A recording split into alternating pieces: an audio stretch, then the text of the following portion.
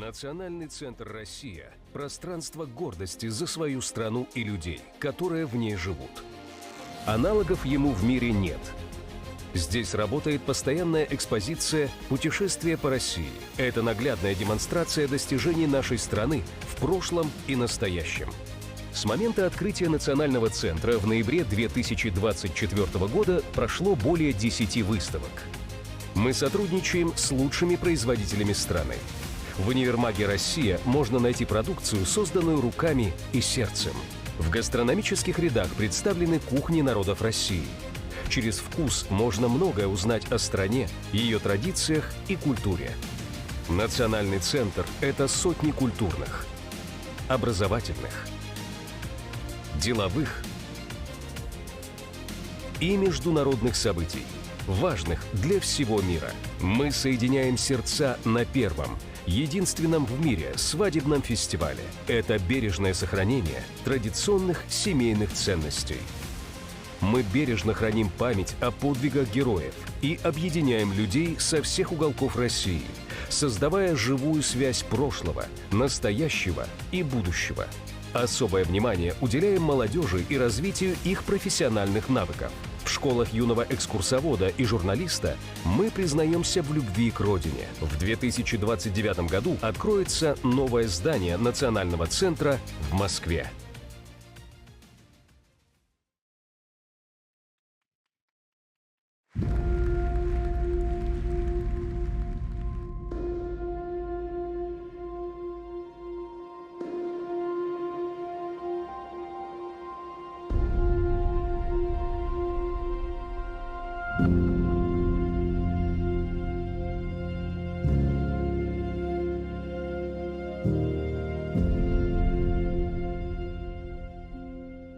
Было бы здорово создать вот какую-то единую организацию. Хорошо, что это все будет централизовано, все знают, что такое Народный фронт. Собрали более 70 миллионов рублей. Более 200 миллионов рублей уже собрано. Мы собрали с вами больше 287 миллионов рублей.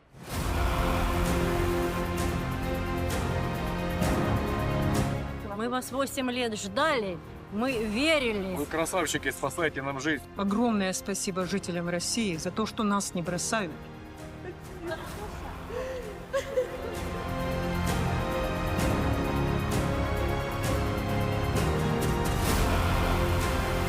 Конвейер спокойно 5-6 тысяч наборов может собрать. В России всегда беды были общими. Да, приехали помогать нашим. Поможем людям, все будет нормально.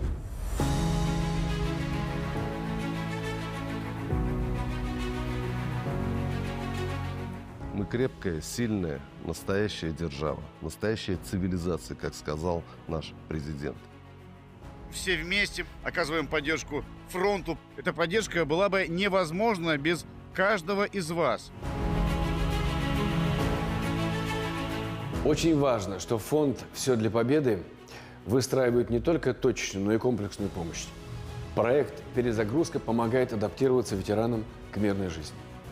Народные полки и Кулибин-клуб объединяют волонтеров и изобретателей по всей нашей стране. С радаром, конечно, чувствуешь себя поувереннее, потому что сразу можно передать информацию. Для меня это, в первую очередь, забота о моей семье. Кибердружина борется с вредоносными акциями врагов России в интернет-пространстве. Я желаю вам успеха. Спасибо. Вы делаете большое дело. Молодцы.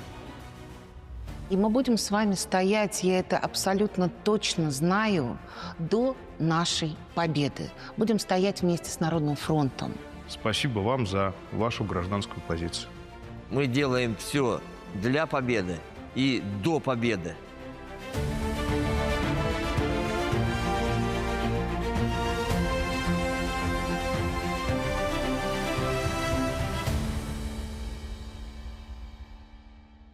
Ведущая концерта форума «Народный фронт. Все для победы». Член Центрального штаба Народного фронта. Ведущая Первого канала Юлия Барановская. И член Центрального штаба Народного фронта, ведущий канала «Россия-1» Денис Полунчуков.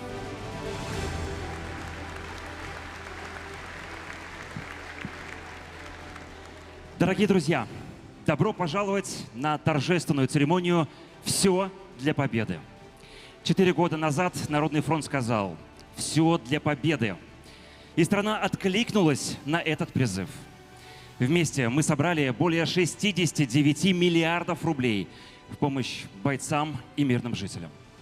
Организовали 151 сбор. Поддержали 510 подразделений. Это самая масштабная акция по сбору помощи в современной истории России. За этими цифрами стоят 20 миллионов человек, которых объединила одна цель. Без помощи тыла не будет победы. Эту простую истину доказывают миллионы обычных людей по всей нашей стране. Они не держат в руках оружие, но они куют победу на швейных машинках, в волонтерских штабах и в гуманитарных миссиях. А теперь, друзья, небольшая проверка связи. Давайте так, я сейчас говорю «все для победы», а вы хором все вместе громко отвечаете «все для России». Готовы? Давайте попробуем. Нет. Если вы так будете отвечать, да, тогда вы не готовы. Вы готовы? Отлично. Вот. Проверяем. Все для победы. Все для победы. Все для победы. Слышите, слышите? Вот она, живая сила России. И сегодня она здесь, в этом зале. Аплодисменты!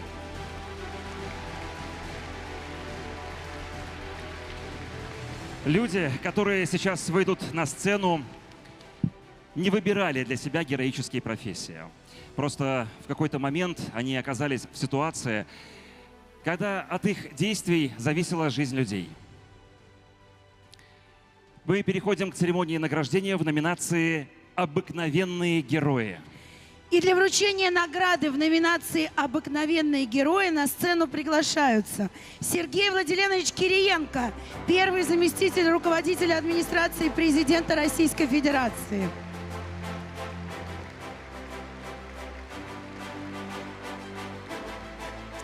И Евгения Калачева, первый заместитель руководителя исполкома Народного фронта.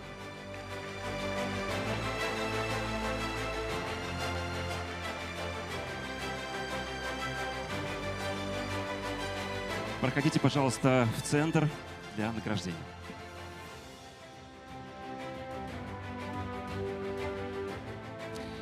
Для получения специальных премий «Все для победы» в номинации «Обыкновенные герои» на сцену приглашаются Елена Александровна Юрьева, педагог из Старобельска. Когда ВСУ атаковали общежитие колледжа, она услышала звук приближающихся беспилотников, распорядилась открыть аварийные выходы и руководила эвакуацией ребят.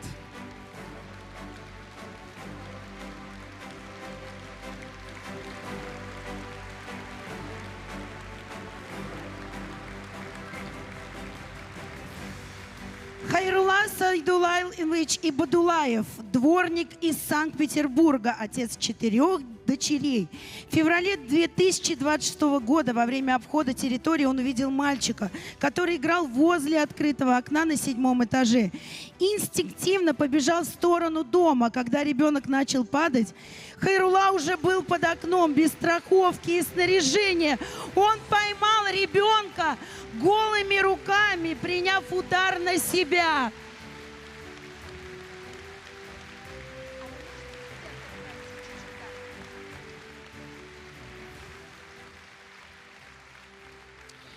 Александр Юрьевич Загреба, заведующий хирургическим отделением городской больницы.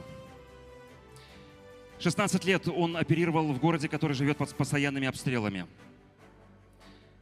Оперировать он больше не сможет. 11 октября 2025 года в результате удара вражеского беспилотника лишился руки и ноги. После восстановления он планирует стать наставником для молодых врачей.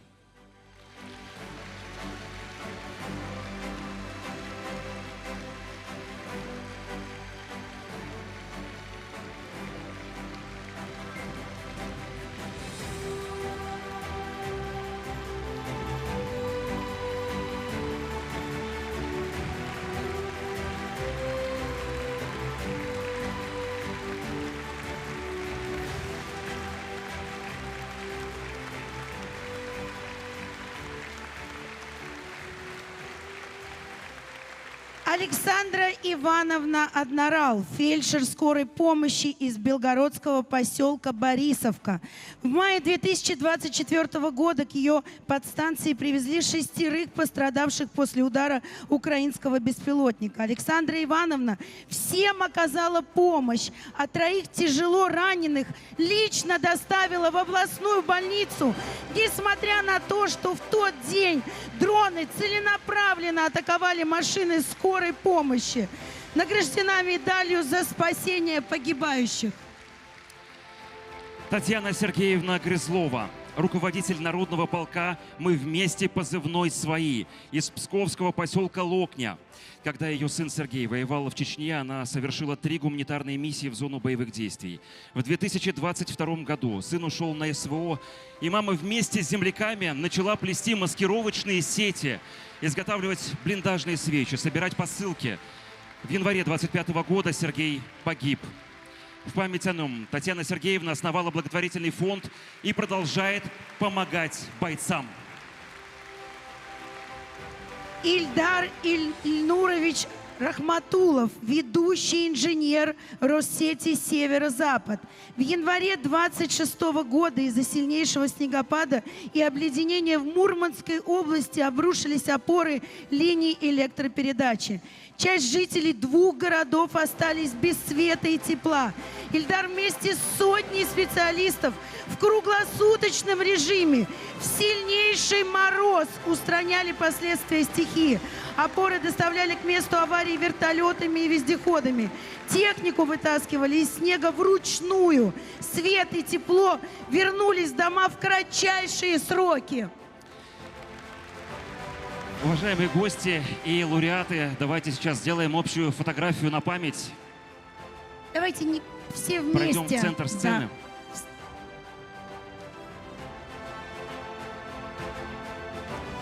Давайте поддержим наших лауреатов, давайте им поаплодируем.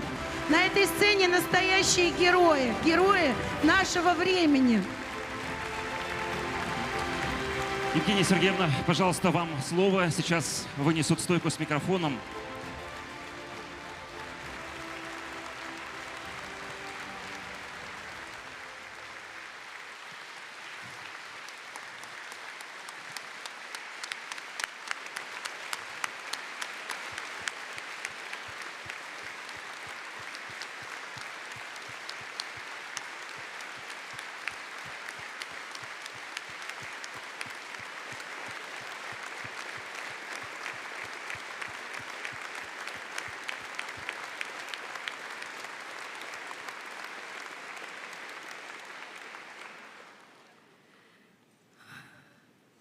В знаменитом стихотворении Роберта Рождественского есть такие строки.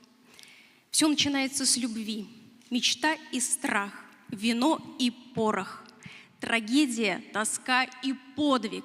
Все начинается с любви». Вы слышали истории наших героев сегодняшних.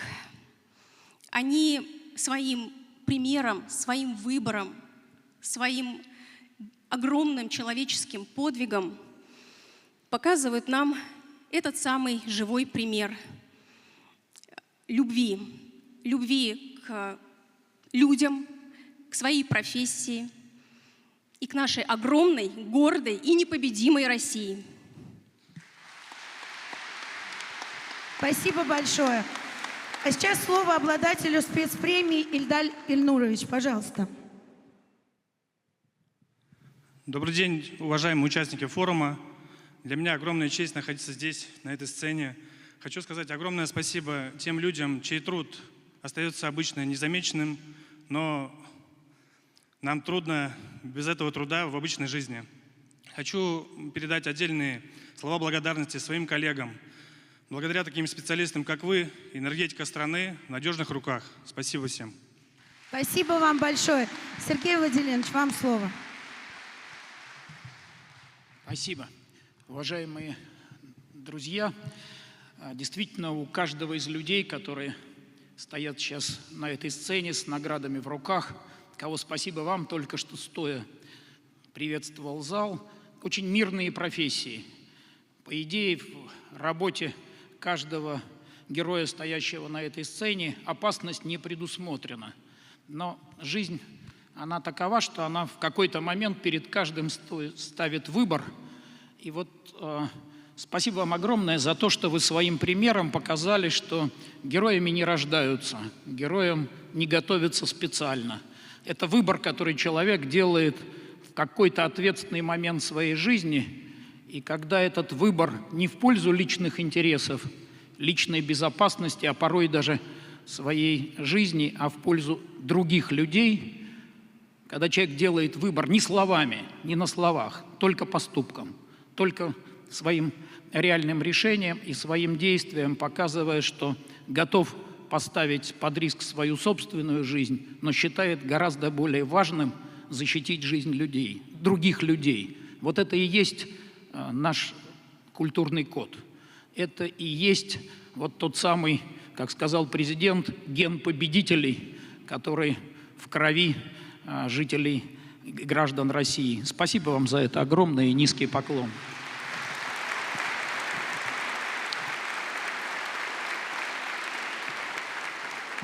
И у меня сегодня есть еще одно поручение нашего президента Владимира Владимировича Путина. Мы только что вручали статуэтку победителя Татьяне Сергеевне Грызловой. И наши уважаемые ведущие говорили о том, что сын Татьяны Сергеевны прошел и Чеченскую войну, в 22 году ушел добровольцем в зону специальной военной операции. К сожалению, в 25 году, защищая, освобождая Курскую землю, Сергей Владимирович Ешин, старший сержант, разведчик легендарной 76-й дивизии ВДВ, героически погиб. Для меня большая честь выполнить поручение нашего президента и вручить Татьяне Сергеевне орден мужества, который указом президента награжден ее сын посмертно.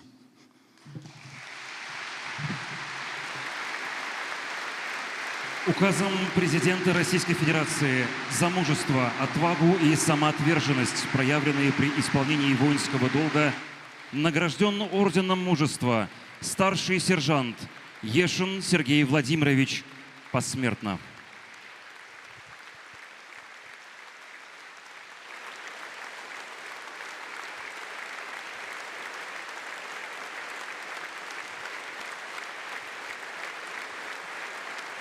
Татьяна Сергеевна, вам слово.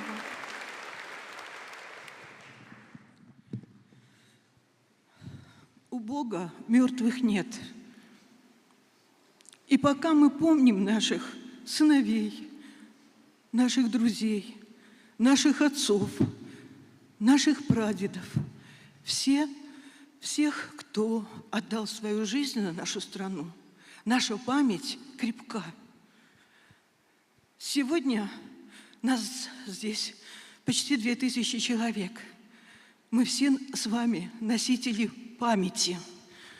И я счастлива, что сегодня смогла познакомиться со многими делегациями и увидела в глазах такое желание помогать.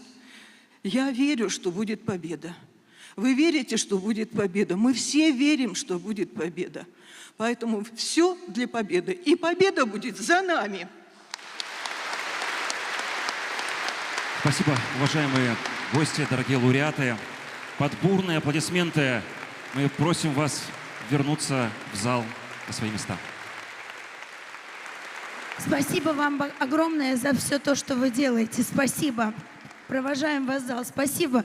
А вы поддержите, пожалуйста, наших победителей. Сейчас на сцену выйдет Юрий Стрелкин и хор защитников Отечества. Юрий – продюсер, музыкант и офицер запаса, который не раз давал концерты в зоне СВО. Командиры подразделений благодарили его за песни, называли их духовной поддержкой на передовой. Хор защитников Отечества – проект, который полностью состоит из ветеранов СВО. Они вернулись с передовой и нашли себя в творчестве. Новая версия песни «Победа – это мы», которая сейчас прозвучит, записана специально для сегодняшней церемонии. Встречаем.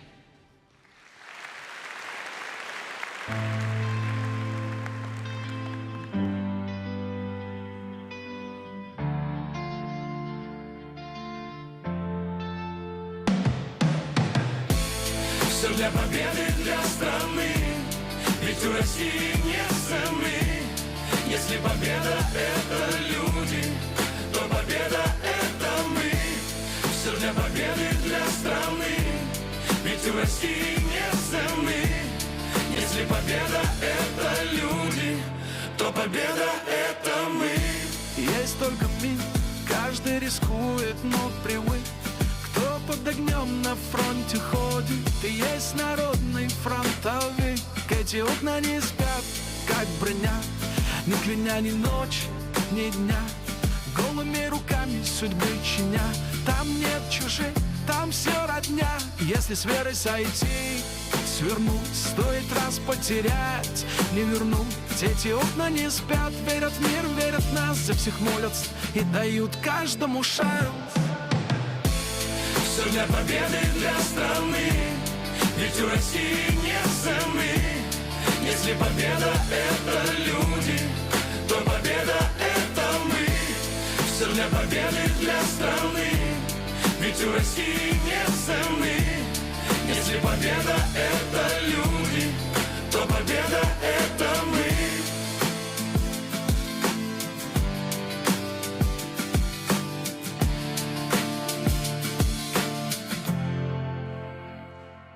Вместе мы Народный фронт. Мы сделаем все для победы. За своих всегда идем до конца. Мы вместе, а значит, все получится. Все для победы, для страны, ведь у России нет цены.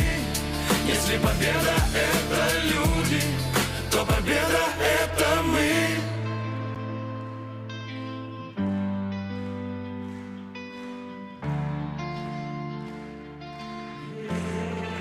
Хор защитников Отечества. Все для России!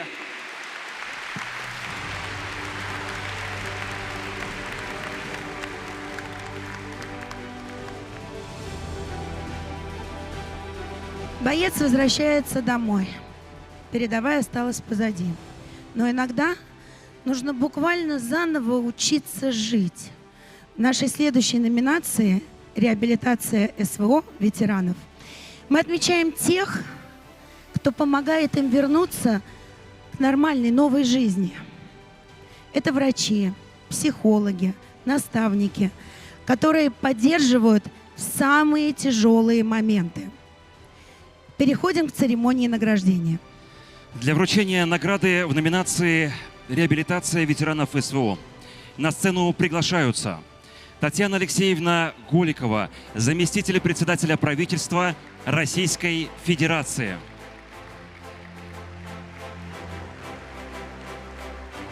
И Андрей Соколов, народный артист России, представитель Народного фронта.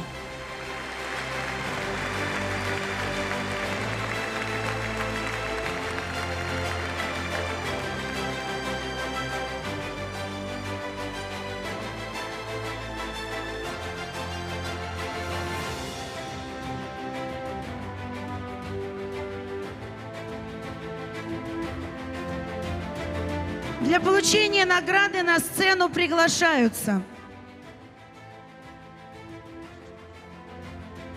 Александр Иванович Миронов, ветеран СВО из Саранска с позывным «Мордвин».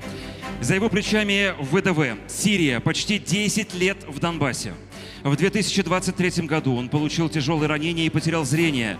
На собственные деньги купил квартиру, открыл в ней центр реабилитации для незрячих ветеранов. И лично учит их ориентироваться в пространстве, пользоваться адаптивной техникой и справляться с бытом.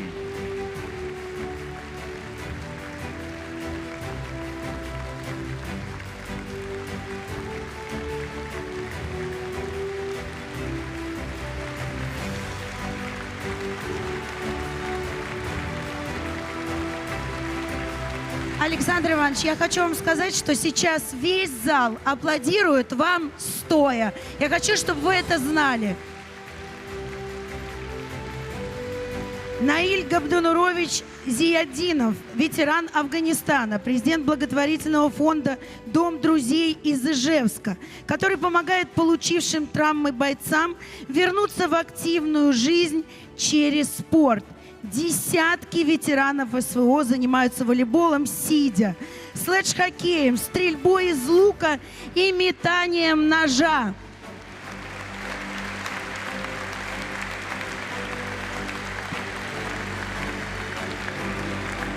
Ольга Александровна Тихонова, супруга боевого офицера и основатель центра «Лисёна Арт», в котором создано пространство для эмоционального восстановления бойцов и их близких через творчество, красоту и живое общение.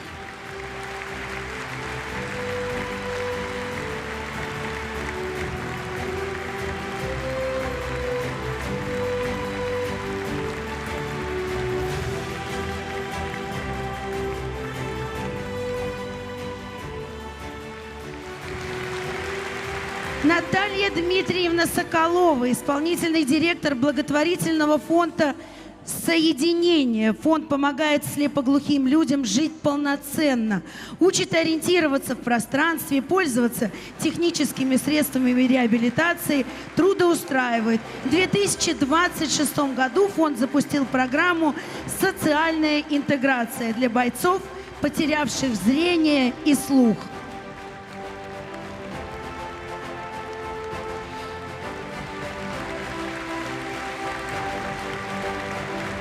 Елена Александровна Мезенцева, врач и основатель школы ходьбы на протезах онлайн. Проект, который позволяет людям, пережившим ампутацию, учиться ходить на протезах прямо дома, вместе с персональным тренером в режиме онлайн. Один из выпускников школы сейчас готовится к восхождению на Эльбрус.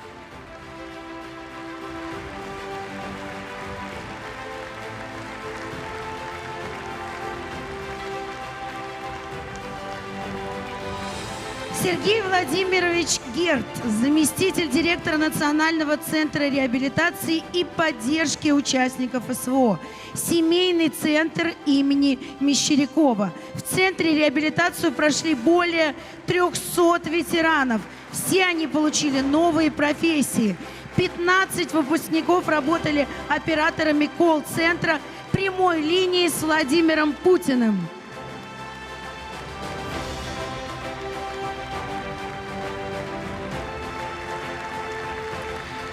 Федор Игоревич Ушков, старший преподаватель кафедры экстремальной психологии МГУ.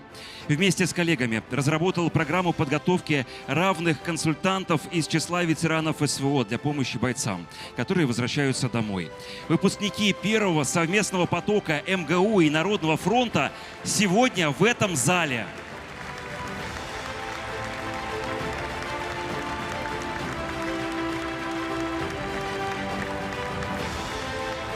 Эдуард Александрович Белецкий, главный врач Амросевского реабилитационного центра в ДНР. В его медучреждении бесплатную реабилитацию прошли более 3000 участников и ветеранов боевых действий. Большинство полностью восстановились и вернулись на службу. 26 бойцов, которых считали безнадежными, удалось поставить на ноги.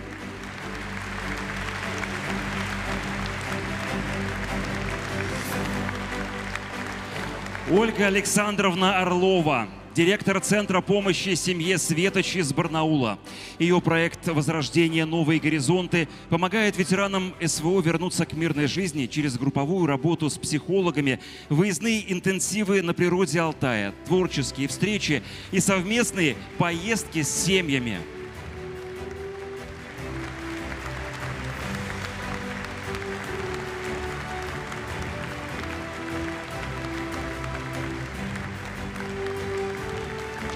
Евгений Владимирович Крюков, генерал-лейтенант медицинской службы, начальник военной медицинской академии имени Кирова в Санкт-Петербурге.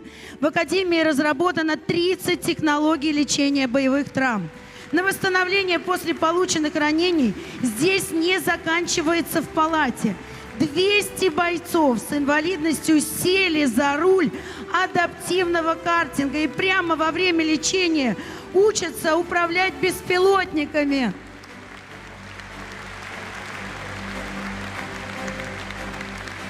Галина Владимировна Тарасова, специалист по тактической психологии благотворительного фонда «Своих не бросаем». Работает с военнослужащими, их семьями и волонтерами. Для психологической поддержки и реабилитации бойцов используют современные методы, дистанционное сопровождение и VR-технологии.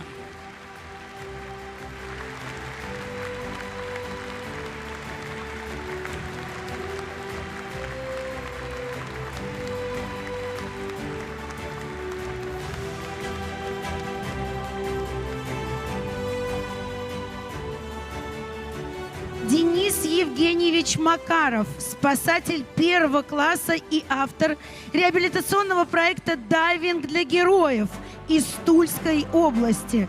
Проект помогает ветеранам СВО и их семьям восстанавливаться через занятия подводным плаванием и специальные реабилитационные программы.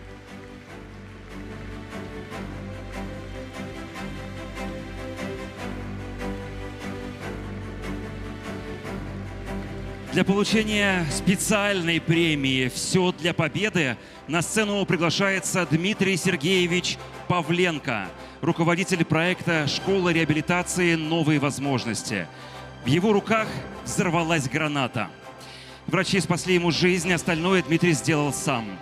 Стал психологом-реабилитологом, яхтсменом и первым в России сертифицированным дайвером с 4 ампутациями, установив 2 мировых рекорда. Рядом все эти годы жена Ольга и 2 детей. Уже 17 лет он помогает людям с травмами через дайвинг, яхтинг и театр. Для ветеранов СВО он разработал отдельный курс.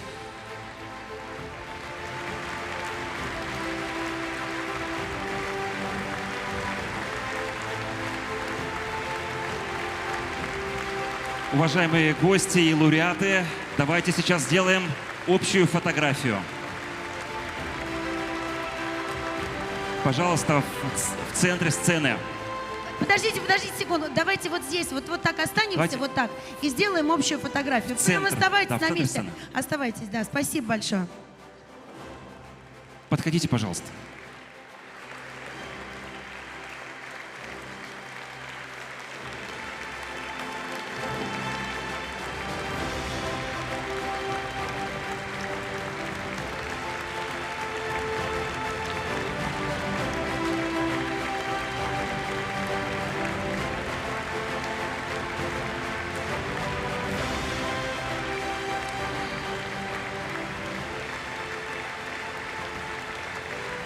Татьяна Алексеевна, пожалуйста, несколько слов, можно с трибуны.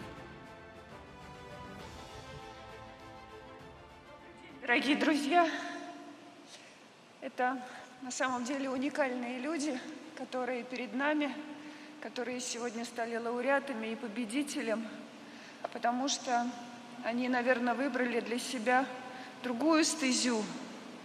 Но в определенном смысле это тоже фронт, потому что они помогают ребятам, которые вернулись с передовой, по сути, начать новую жизнь. Они помогают оказать медицинскую, психологическую помощь, найти работу. Но самое главное другое. Они отдают часть себя, часть своего сердца и находятся ровно столько, сколько нужно с теми людьми, ради которых они выбрали помогать. И вот эта помощь, наверное, для них самое важное, да и для нас, как для общества, это важное и главное, потому что если ты можешь сострадать и помочь ближнему, значит, ты цельный человек. Из таких людей и состоит наша страна. И такие люди ее строят, и такие люди добиваются победы. Спасибо вам большое. Спасибо большое, Татьяна Алексеевна. Андрей, вам слово. Всем добрый день, здравствуйте. Наверное, это одна из самых пронзительных, таких честных номинаций. И оценить работу, даже, наверное, эту работу нельзя назвать, оценить все, что вы делаете, практически невозможно. Чем можно оценить? Наверное, только спасенными жизнями. Бойцы, когда возвращаются, они возвращаются с обожженной душой, они возвращаются с трудными судьбами. И как дальше жить, как дальше социализироваться, как дальше каким путем идти, это очень важный вопрос. И то, что вы делаете, низкий вам поклон, и я убежден в том, что все люди, которые сидят в этом зале, не только одной крови и единомышленники, но каждый из нас, наверное, постарался бы поступить так же, и многие так и делают. Спасибо вам большое. Победа будет за нами. Спасибо. Спасибо большое, Андрей. Дмитрий Сергеевич, вам слово как обладателю спецпремии, пожалуйста. Для меня большая честь стоять здесь, на этой сцене. Нет, я лучше сам. Да, спасибо. Вот. Я занимаюсь реабилитацией людей, переживших травму, тяжелое ранение больше 20 лет. Когда-то я сам прошел этот путь, и как никто другой знаю, что очень важно вернуться к активной жизни после травмы. Мы все здесь, стоящие сегодня на сцене, делаем все, чтобы наши ребята вернулись как можно быстрее к активной жизни, к мирной жизни, стали поддержкой и опорой для своих семей и нашей страны. Благодарю вас за доверие. Победа будет за нами. Дмитрий Сергеевич, спасибо вам огромное. Спасибо. Давайте просто искупаем аплодисментами всех наших победителей. Низкий вам поклон за все то, что вы делаете. И огромное вам спасибо. Спасибо, уважаемые гости, дорогие лауреаты. Под эти бурные аплодисменты мы просим вас вернуться в зал и продолжить смотреть за нашей церемонией. Пожалуйста.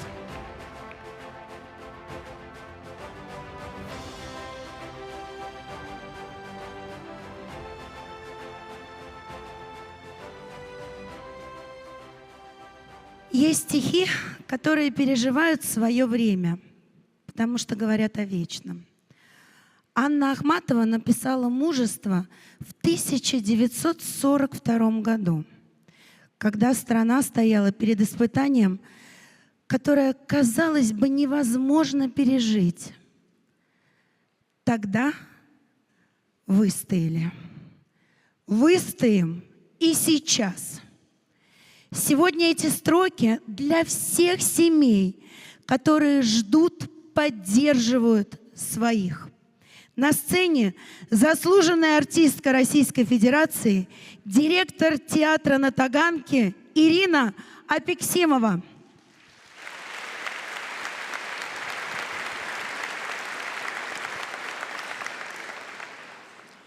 Мы знаем, что нынче лежит на весах, и что совершается ныне.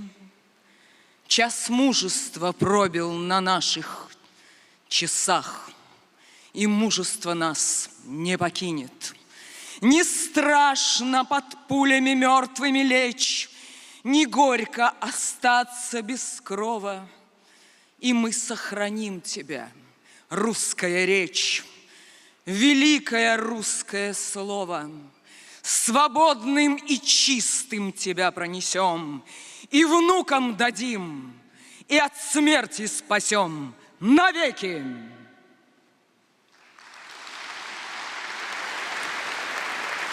Спасибо, Ирина Викторовна. Мы просим остаться вас на сцене для награждения в следующей номинации. В каждом министерстве и ведомстве по всей России работают коллективы, которые хотят внести свой вклад в победу. Они собирают деньги, передают технику, помогают фронту. Сегодня награды получат представители 7 федеральных органов исполнительной власти. Наша следующая номинация – «Госслужащие фронту». Для вручения награды в номинации «Госслужащие фронту» на сцену приглашаются Игорь Олегович Щеголев, полномочный представитель президента Российской Федерации в Центральном федеральном округе. И Ирина Викторовна Апексимова, заслуженная артистка Российской Федерации, директор театра на Таганке.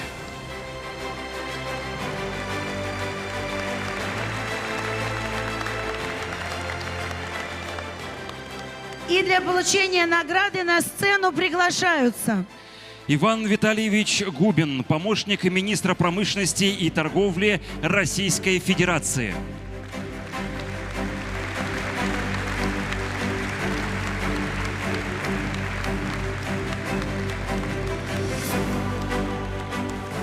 Елена Юрьевна Захаркина, заместитель директора Федеральной службы судебных приставов.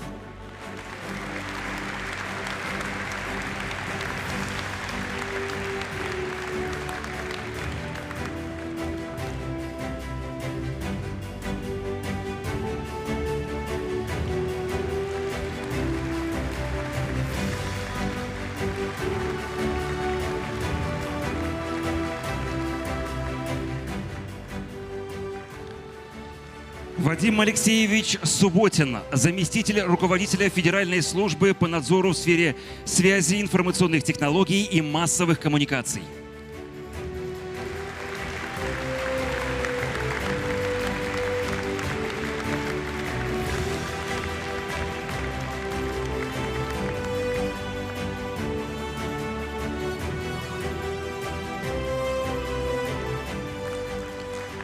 Андрей Станиславович Петрушин, заместитель руководителя Федеральной налоговой службы.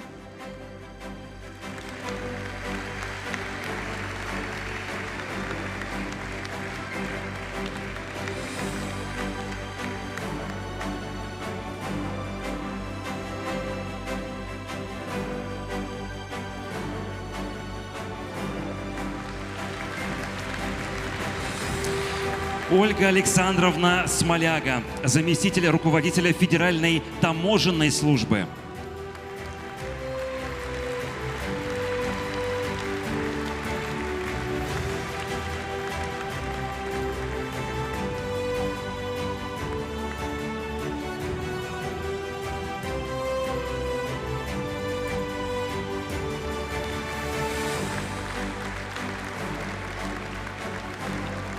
Билан Багаудинович Хамчиев, сенатор Российской Федерации.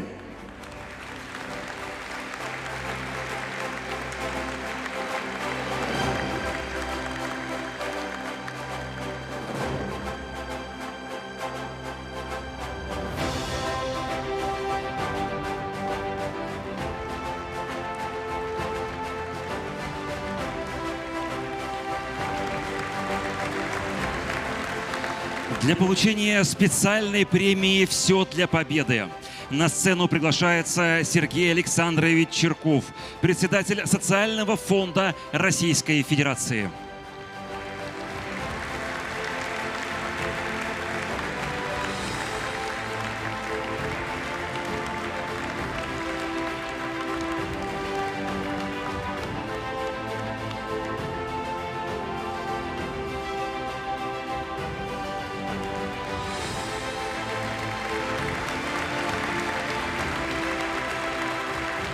Ну что ж, уважаемые гости, лауреаты, давайте сделаем общую фотографию по традиции. Давайте все вместе подойдем в центр и сделаем общую фотографию. Да. А зал нас поддержит аплодисментами. Спасибо вам большое.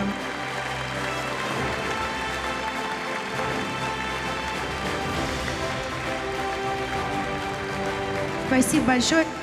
Игорь Олегович, вам слово.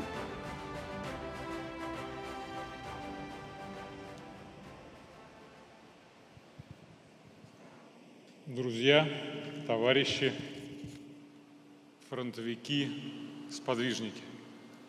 Наш президент сказал, все для победы. Такой понятный и знакомый каждому призыв стал символом и нашего времени. Борьбы за свободу и справедливость, за право народа России самостоятельно определять свой путь развития. А народ – это все те, кто находится в этом зале, кто поднимается на эту сцену. Мы часто, говоря о государственных служащих, используем их как громоотвод, обвиняя в наших нестроениях, в каких-то, может быть, не до конца отлаженных процессах. И тем приятнее, что сегодня здесь, вот в кругу людей, которые знают, что такое бороться за победу, мы чествуем и эту часть, полноценную часть нашего народа. Без малого 2 миллиарда рублей собрали госслужащие из своих личных сбережений, из своих зарплат, не говоря уже о тех материальных средствах, которые они регулярно все это время собирают и через знакомых, через друзей, через сослуживцев, которые отправились на фронт, через через Общероссийский народный фронт отправляют нашим бойцам на передовую. И сейчас мы видим тех, кто отличился больше других. Это в первую очередь, наверное, заслуга и коллективов, и их руководителей, сумевших создать такой замечательный настрой. И уверен, конечно же, все они воспринимают это награждение как аванс и лишний стимул продолжать эту работу, приближая нашу победу. Победа будет за нами. Спасибо, Игорь Олегович. Ирина Викторовна, пожалуйста, тоже несколько слов.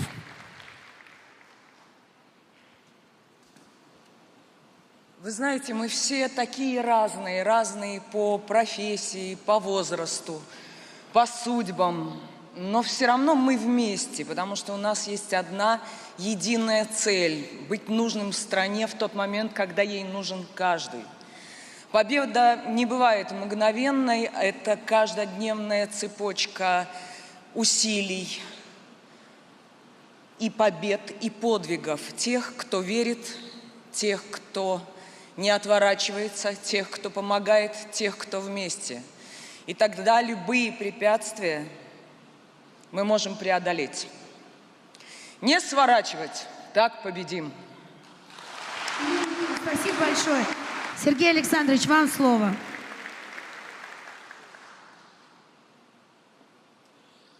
Дорогие друзья,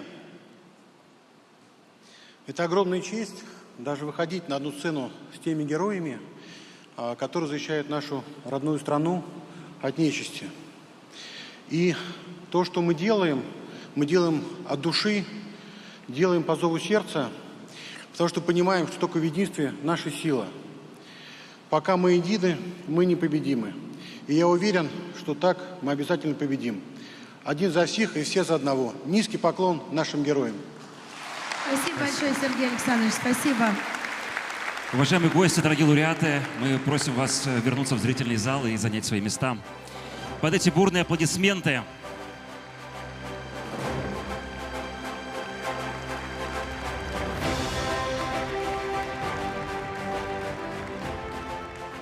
Перед тем, как мы перейдем к номинации о людях, которые помогают попавшим в беду, На сцену выйдет иеромонах Фотий, насельник Свято-Пафнутьева Боровского монастыря, победитель телепроекта «Голос» и активист Народного фронта. Служение для него – это ежедневный выбор. Гонорары от концертов он направляет на восстановление храмов и в помощь нуждающимся. Регулярно выступает перед бойцами СВО на передовой и в госпиталях. И сегодня он споет для всех нас. Встречайте иеромонах Фотий с песней «Родина».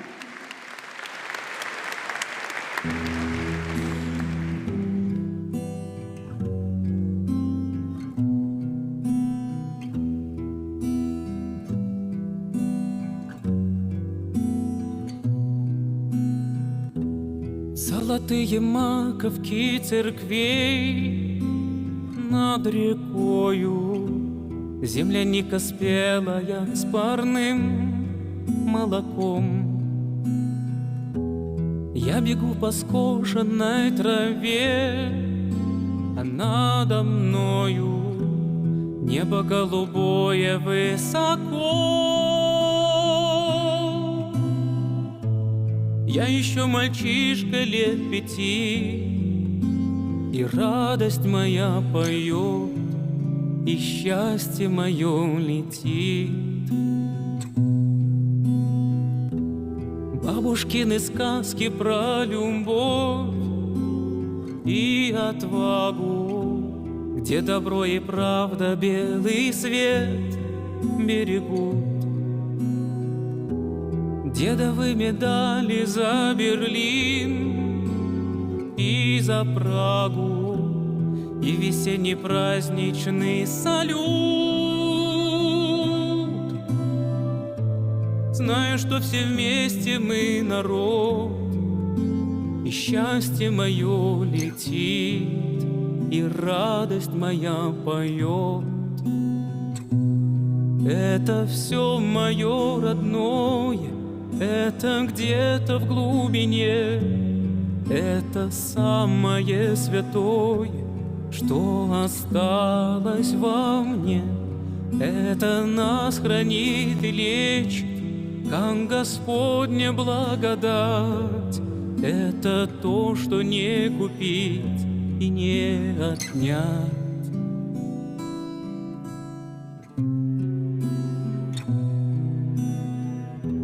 Время равнодушное пройдет по округе, вычеркнув родные для меня адреса. Мы познаем прибыль и расчет, но друг в друге перестанем видеть небеса. И когда мне станет тяжело, я снова скажу себе: всем временам назло.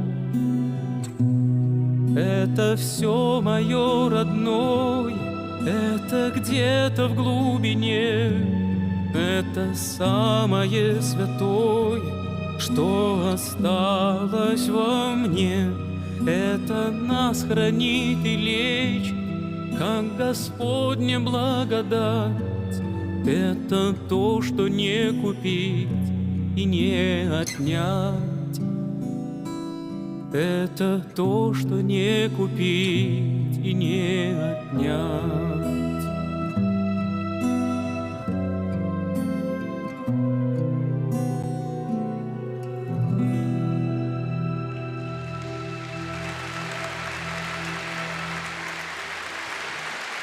Знаю, что все вместе мы народ, и это общность, это единство, это соборность — главное условие для нашей победы. И мы победим. Храни вас всех Господь.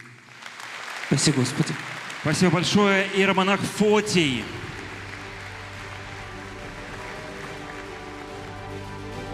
Следующей номинации «Гуманитарная миссия» мы отметим тех, кто не по долгу службы, а по зову сердца берет на себя заботу о пострадавших в чрезвычайных ситуациях. Они разбирают завалы, эвакуируют людей, раздают воду и хлеб там, куда пришла беда. Для вручения награды в номинации «Гуманитарная миссия» на сцену приглашаются Кирилл Алексеевич Клейменов, заместитель генерального директора, директор дирекции информационных программ Первого канала. И Наталья Сергеевна Виртуозова, генеральный директор Национального центра «Россия».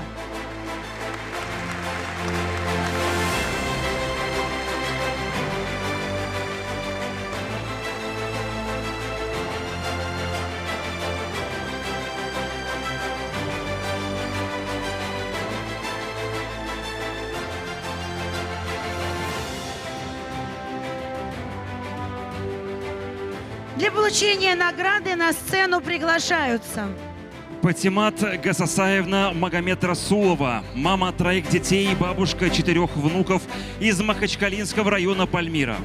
Когда в марте 2026 года наводнение пришло в город, она развернула штаб помощи и 2 месяца работала без выходных с 6 утра до полуночи. Принимала заявки, развозила еду и воду, раздавала все необходимое от лопат до генераторов. Помощь получили более 500 человек.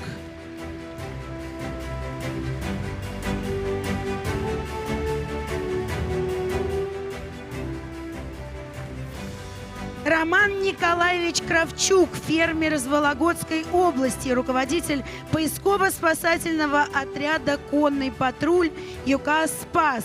С 2024 года отряд провел более 50 поисково-спасательных операций и нашел 45 пропавших.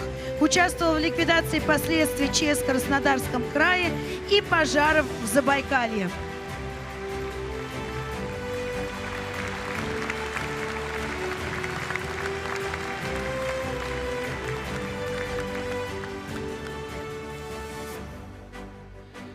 Магомед Эмин Идрисович Сардаров, координатор по молодежным проектам Народного фронта в Дагестане.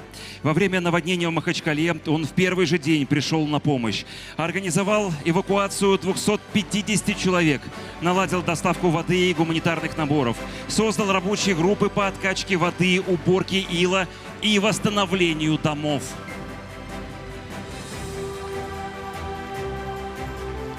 Людмила Юрьевна Цапкина, заместитель председателя Белгородской организации профсоюза работников культуры. Регион живет под постоянными обстрелами. С первых дней СВО она разводит гуманитарную помощь военнослужащим и эвакуированным жителям. Людмила Юрьевна работала в пунктах временного размещения с жителями Щебекина, которые были вынуждены покинуть дома из-за обстрелов. Помогала ликвидировать последствия ударов по Белгороду.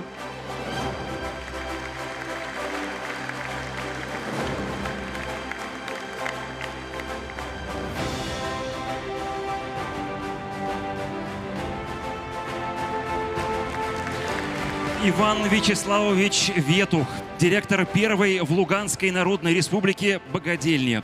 Это место стало новым, теплым домом для одиноких пожилых, а также для людей с инвалидностью и неизлечимыми заболеваниями, которые нуждаются в постоянном уходе. Постояльцы говорят, что в богадельне им светло, тепло и просторно. Мы обязательно передадим награду, обязательно, потому что она абсолютно заслуженная. Жамалудин Абдукадирович Назиров, волонтер из Дагестана. Когда в марте 2026 года республику накрыло наводнение, он с первого дня был рядом с пострадавшими. В течение месяца эвакуировал людей, откачивал воду, расчищал дома и доставлял гуманитарную помощь.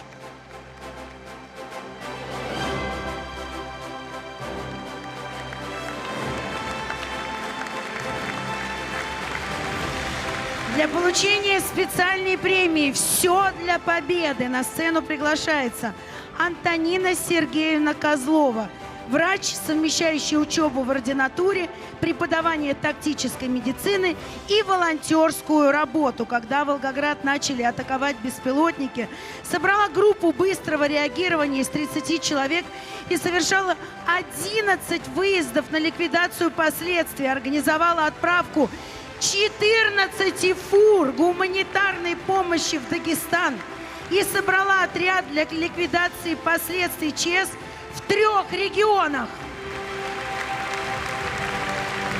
Уважаемые лауреаты, эти аплодисменты для вас. А сейчас мы предлагаем сделать общую фотографию. Общую фотографию. Давайте пройдем на общую фотографию.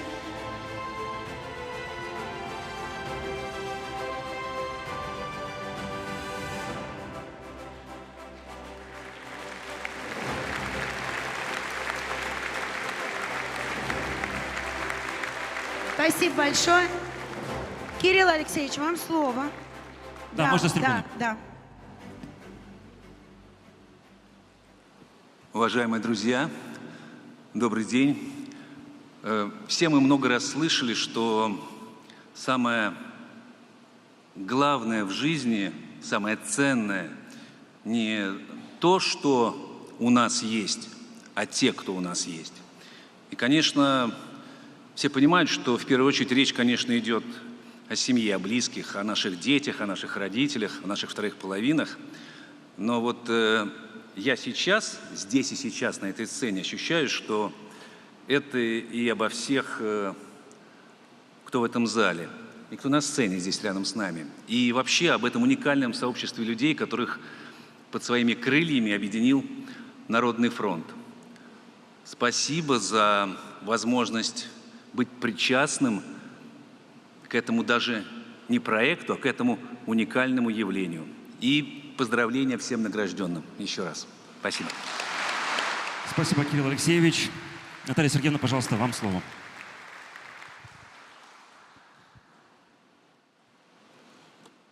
Для нас сегодня особенный день. Национальный центр России создан нашим президентом Владимиром Владимировичем Путиным как место гордости. И спасибо Народному фронту. Уже не первый раз у нас проходит это мероприятие. Для нас это особенное мероприятие, потому что каждый раз, когда вы приезжаете к нам, все здесь собираетесь, вы напоминаете нам, что главная гордость нашей страны, нашей Родины – это люди. Это вы, и вы нам, спасибо вам огромное, напоминаете о том, что такое сердце, большое-большое сердце, что такое по-настоящему не быть равнодушным, что такое любить свою Родину, малую, большую, но нашу любимую Россию. Спасибо вам огромное и низкий вам поклон. Наталья Сергеевна, спасибо большое, спасибо. А сейчас, как обладателю спецнопинации, слово Антонине Сергеевне. Здравствуйте, уважаемые гости, участников форума «Все для победы». Для меня огромная честь стоять здесь и получить эту награду. Спасибо вам за доверие, спасибо большое выражаю своим близким, своей команде, которые всегда поддерживают. Спасибо всем большое. Поздравляем вас. Низкий поклон за все то, что вы делаете. Спасибо огромное. Самое главное, крепкого здоровья. Провожаем вас в зал. Спасибо вам большое. Спасибо. Под бурные аплодисменты. Вот эти бурные аплодисменты допросим занять места в зрительном зале.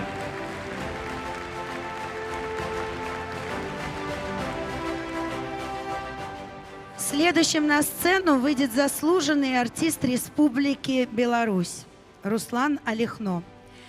Он давно поддерживает бойцов и волонтеров СВО своим творчеством, выступает перед ранеными в госпиталях и перед бойцами на передовой, записывает песни, которые слушают на передовой. И вы знаете, всегда ему в ответ говорят, что музыка его слова очень им помогают. Сегодня он споет для нас с вами песню «Жить». Встречайте.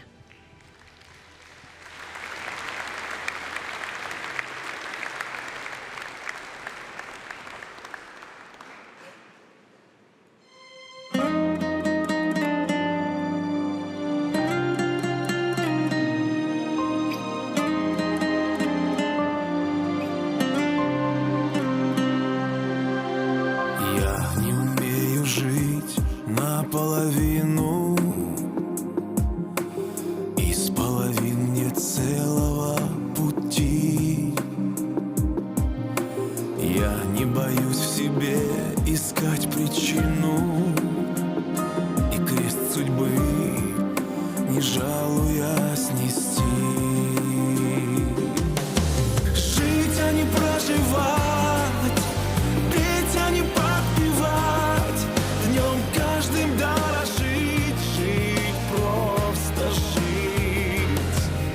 Жить, не кривя душой, быть бы самим собой, днем каждым дорожить, жить, просто жить.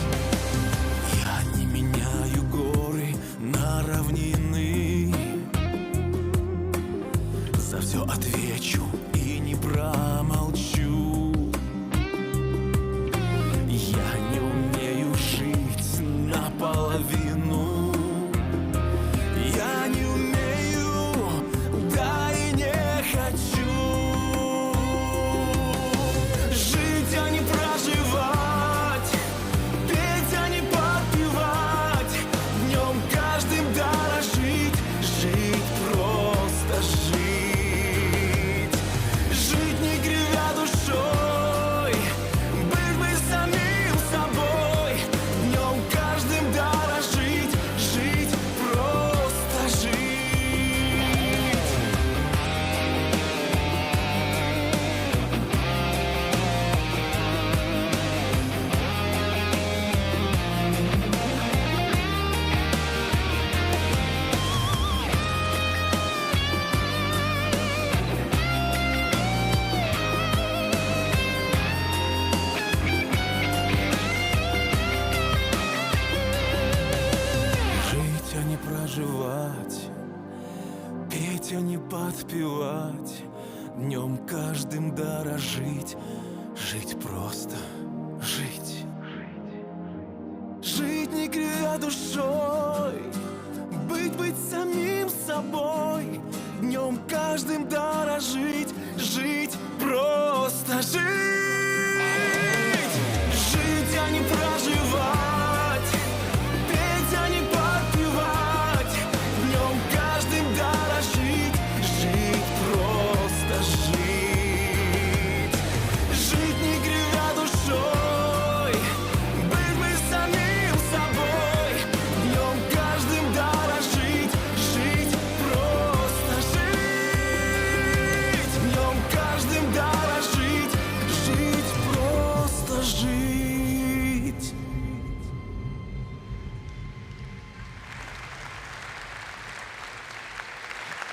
Спасибо огромное. Низкий поклон каждому из вас. Ведь каждый из вас каждую минуту все делает для победы. Спасибо большое. Руслан Алихно, спасибо, спасибо. Прежде чем перейти к следующей номинации, давайте вместе почтим минутой молчания память всех волонтеров, военных корреспондентов, которых с нами больше нет. Прошу всех встать. Объявляется минута молчания.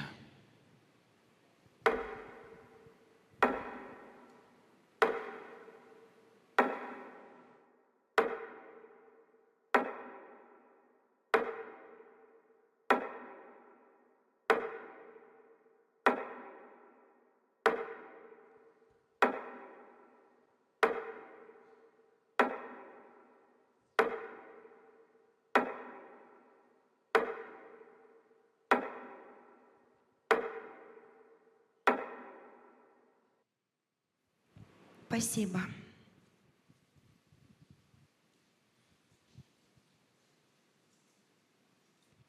Наша следующая номинация «Информационный фронт» посвящена Ане Прокофьевой, военному корреспонденту Первого канала. В 2023 году она пришла в дирекцию информационных программ и сразу же попросилась на фронт. Анна участвовала в эвакуации мирных жителей, рассказывала о преступлениях против гражданского населения, помогала вывозить раненых с передовой. В марте 2025 года машина, в которой она ехала на съемку, подорвалась на вражеской мине. Аня погибла.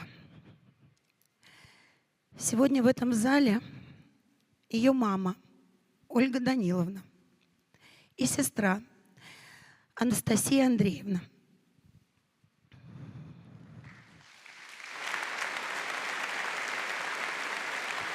Низкий поклон вам за вашу дочь и за сестру.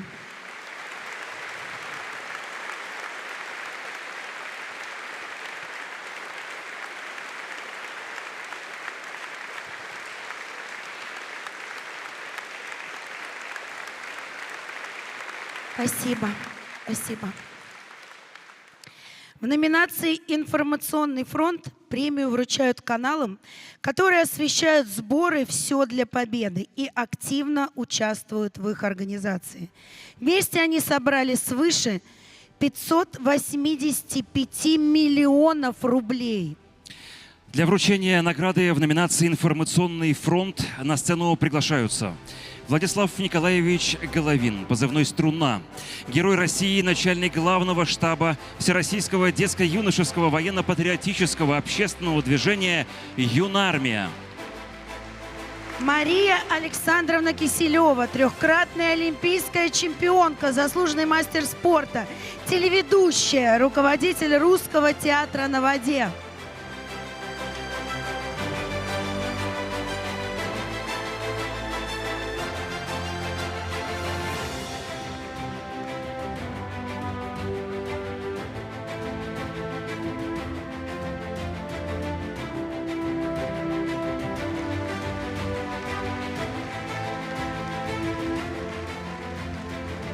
Для вручения наград на сцену приглашаются Рифат Абдулвагапович Сабитов, заместитель генерального директора, руководитель регионального департамента медиахолдинга ВГТРК.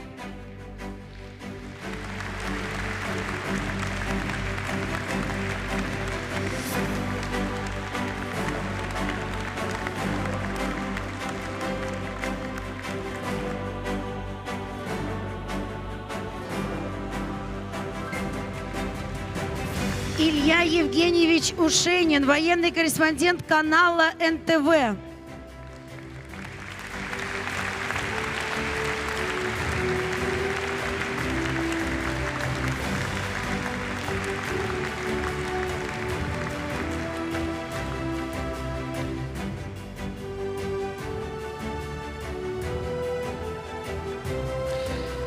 Алексей Владимирович Харьков, руководитель дирекции информационного вещания медиахолдинга «Звезда».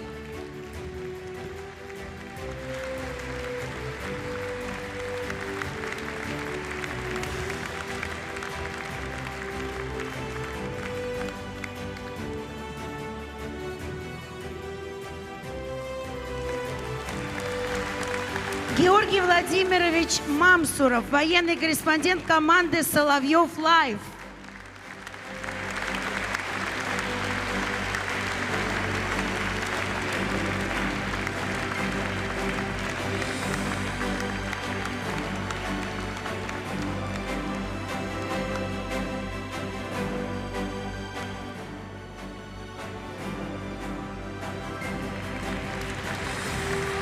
Для получения специальной премии «Все для победы» за максимальный сбор средств на сцену приглашается Кирилл Алексеевич Клейменов, заместитель генерального директора, директор дирекции информационных программ Первого канала.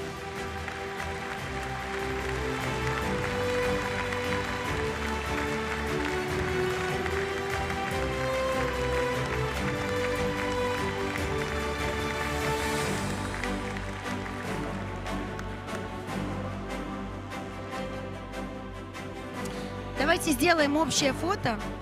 Да, как-нибудь. Давайте пройдем в центр сцены и сделаем общую фотографию на память. Под, конечно же, аплодисменты всего нашего зала. Да.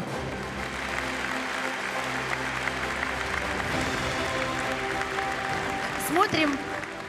Да. Так, я думаю, что фотография получилась. Владислав Николаевич, вам слово.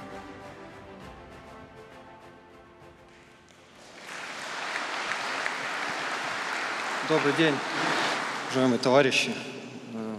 Знаю по себе, по своему опыту, насколько важна поддержка бойцов, насколько важны кадры, снятые корреспондентами, зафиксирующие правду, происходящую на фронте, ту информацию, которая доносится до наших тылов о успехах наших бойцов на фронте и как она отзывается у всего народа нашей великой страны.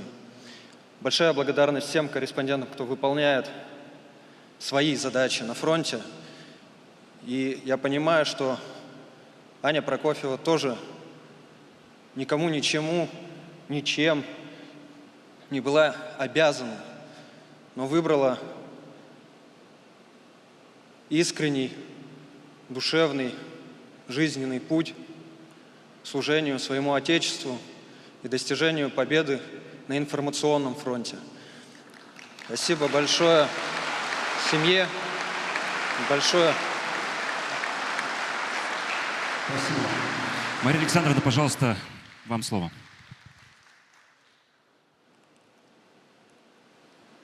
Здравствуйте. Спасибо вам большое за ваш профессионализм, спасибо вам большое за вашу гражданскую позицию. За вами стоит огромное количество людей. И каждую секунду вы находитесь в центре событий, рискуете жизнью, говорите и показываете правду. Спасибо вам большое. Это все для победы. Это все ради победы. И победа будет за нами. Спасибо большое. Кирилл Алексеевич, вам слово как обладателю спецпремии. Огромное спасибо. Это большая честь получить эту награду из рук Героя России и героя наших репортажей, из рук олимпийской чемпионки нашей. Вы знаете, когда тебе не все равно, что происходит с твоей страной, жить, конечно, становится сложнее. Но когда рядом с тобой люди, которые не просто разделяют этот подход, а идут гораздо дальше, то, в общем, все собственные проблемы уходят точно на второй план. Вот это я о наших военкорах. Вот Аня Прокофьева была ровно такой, и такие наши ребята, которые сейчас продолжают выполнять свой долг, свою важнейшую миссию. Мы будем делать все, чтобы она была успешной. Когда я говорю «наши ребята», я говорю обо всех военкорах, представителях всех каналов, всех медиагрупп. Это большая семья, и мы гордимся, что, в общем, мы часть этой семьи, мы надеемся. Спасибо вам большое.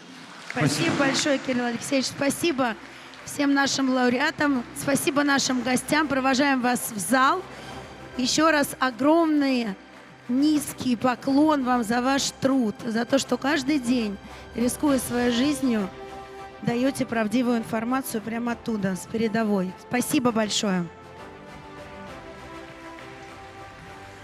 На сцене народный артист России, член Центрального штаба Народного фронта Денис Майданов. Встречайте. Здравствуйте, дорогие друзья! Я рад приветствовать всех вас, друзей, товарищей, единомышленников, неравнодушных людей, которые тащат на себе это время, на своих плечах и своими сердцами, душами, поступками, всей своей жизнью. Мы вместе с вами выбираем любовь, семью и голосуем всегда за мечту, за Родину и за победу. Я голосую за жизнь!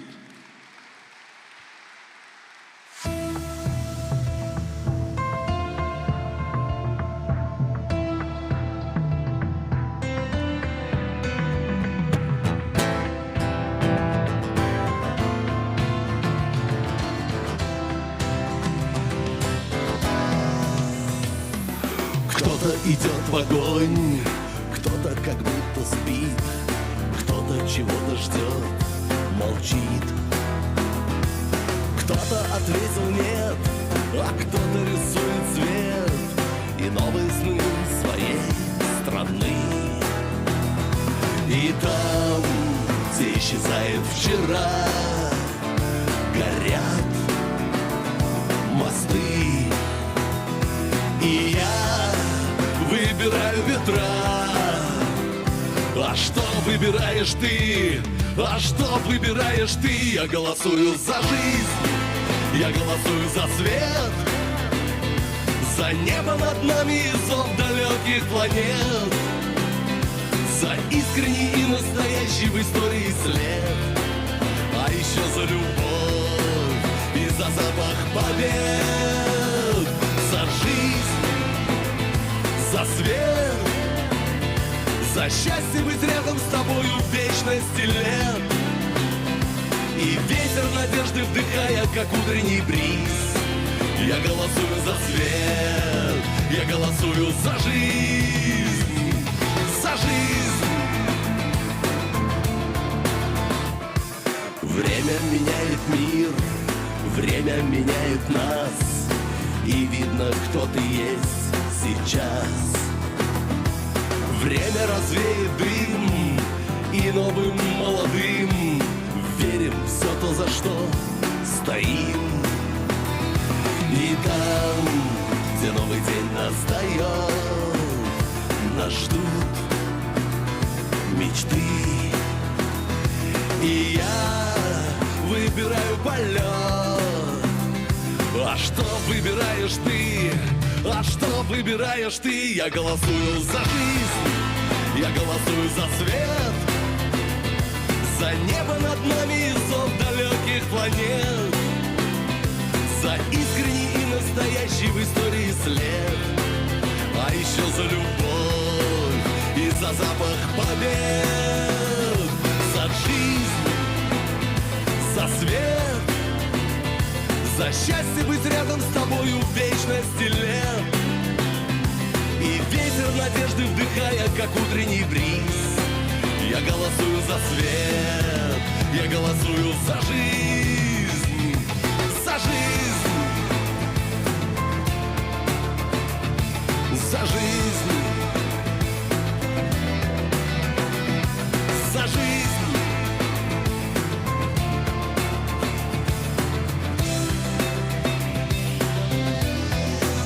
Я выбираю любовь, я выбираю семью, страну выбираю свою, ту, что с детства люблю. Мечту выбираю, которой с тобою иду. С тобой иду за жизнь, за свет, за счастье быть рядом с тобою в вечности лет. И ветер надежды вдыхая, как утренний бриз, я голосую за свет, я голосую за жизнь, за жизнь,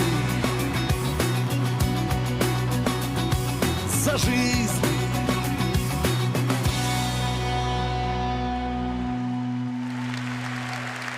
За жизнь, за страну, за Народный фронт! Ну и еще без одной песни сегодня точно нельзя. Эта песня называется «Флаг моего государства». И хочу посвятить ее всем вам, людям, которые гордо, честно и открыто поднимают свой флаг, свой личный флаг, своих друзей, семей, своего окружения, призвания, своих городов и своей страны. Флаг моего государства. С каждым!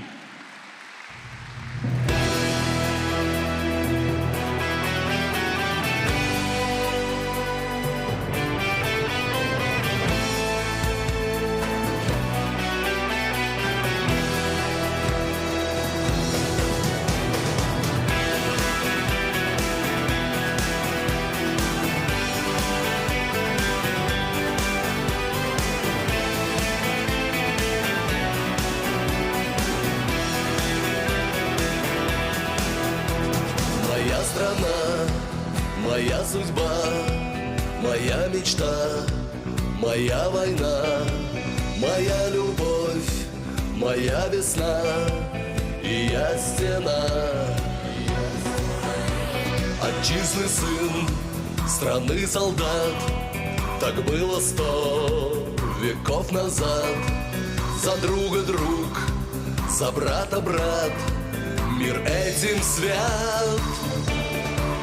И каждый свой зажигает очаг, и каждый свой поднимает флаг. И наших душ и сердец костры, как во тьме маяк.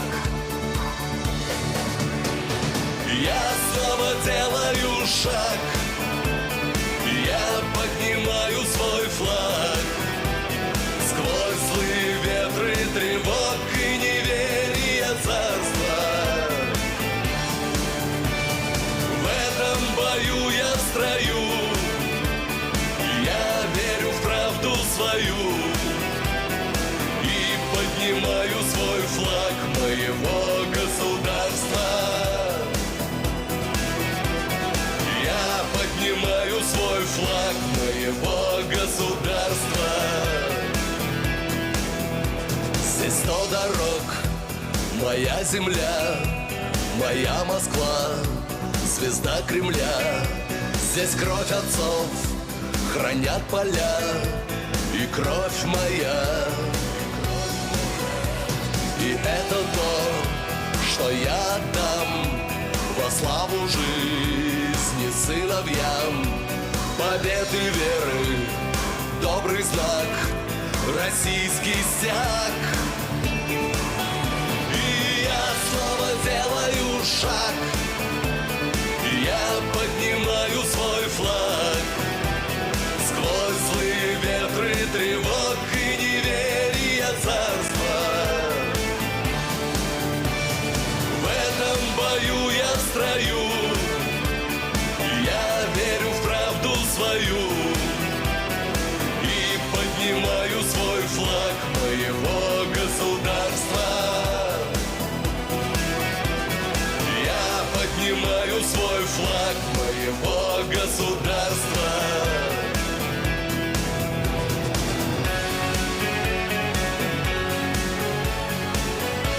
Флаги выше, сердца выше. Вот так!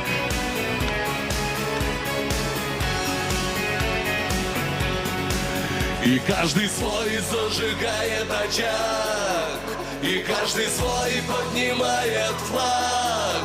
И наших душ и сердец костры, как во тьме маяк. Мы снова делаем шаг, мы поднимаем наш флаг. Сквозь злые ветры, тревог и неверия царства. В этом бою мы в строю, мы верим в правду свою и поднимаем наш флаг своего государства. Мы поднимаем наш флаг своего государства.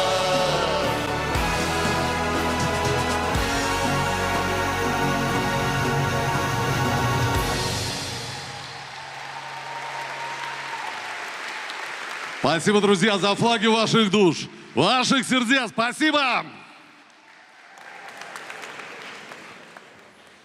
Следующая песня, которая прозвучит, я написал как песню Народного фронта. Таких не было до этого. Нужна была объединяющая духоподъемная песня. Это была пандемия, 20-й год. И даже никто не знал, что нас ждет дальше. Но слова в этой песне о каждом из нас. Это песня нашего времени, песня Народного фронта. Мы вместе. Поехали.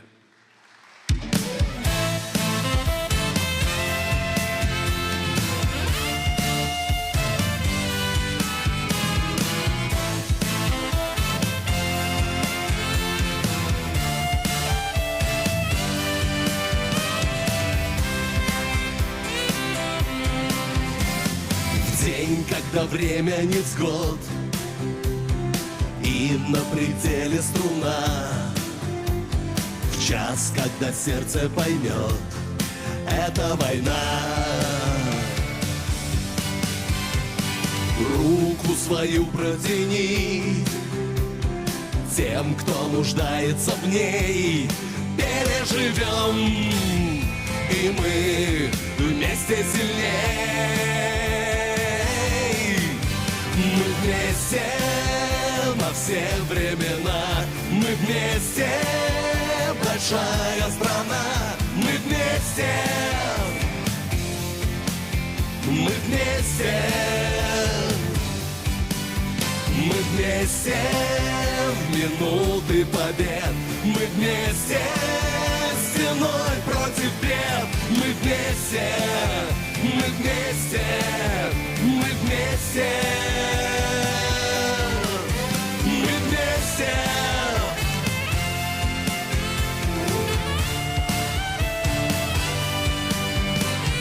Слышать, когда зазвонит чей-то призывный набат, делать добро и не ждать криков «Виват!». Верить, что время невзгод в мире однажды пройдет, если любовь в твоем сердце живет. Мы вместе на все времена, мы вместе большая страна, мы вместе, мы вместе, мы вместе в минуты побед, мы вместе стеной против бед, мы вместе, мы вместе, мы вместе. Пусть эта песня летит, птицы мечты над страной, всем вопреки, кто трубит вечный отбой. Нам не забыть этот час, память останется в нас, только поймем в сотый раз здесь и сейчас. Мы вместе, мы вместе, мы вместе, мы вместе,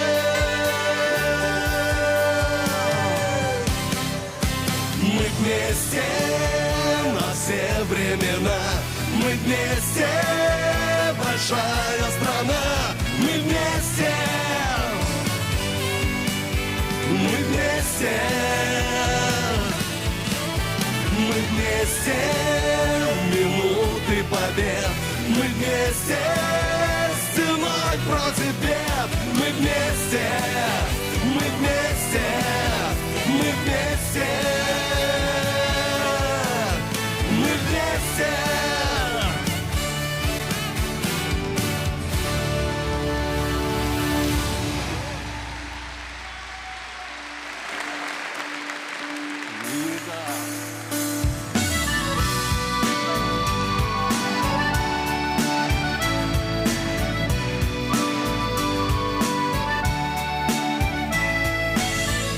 Эх, была не была, кони рвут удила, кровью тронут осколок зари. Гибель хмельда острог посреди трех дорог, мы всегда выбираем все три. От любви пропадать, славить и проклинать, в сотый раз из огня в полымя. Облака, как конвой, и за нашей спиной города остаются дымя. Мы с тобой одною крови, мы с тобой одною боли, и живем мы, любим жадно, мы с тобой одною правдой, крещены одним пожаром, сожжены одной гитарой, но себе мы сами судьи, и другими мы не будем, не будем.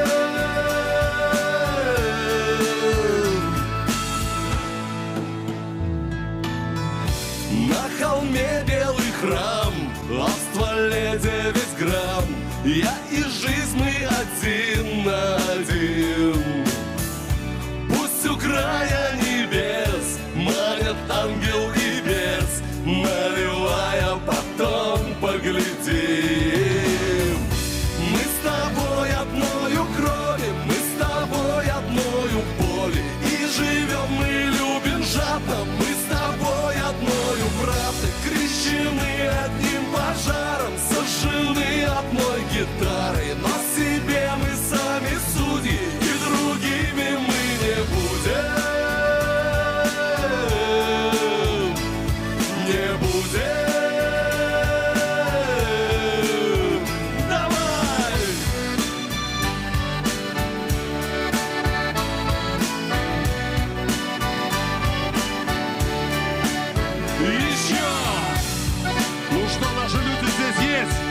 Ну, конечно, есть. Руки повыше и вместе. Припев со мной. Поем! Мы с тобой одною крови, мы с тобой одною боли, и живем мы, любим жадно, мы с тобой одною правдой, крещены одним пожаром, сожжены одной гитарой, но себе мы сами судьи, и другими мы не будем. Не будем, не будем, не будем.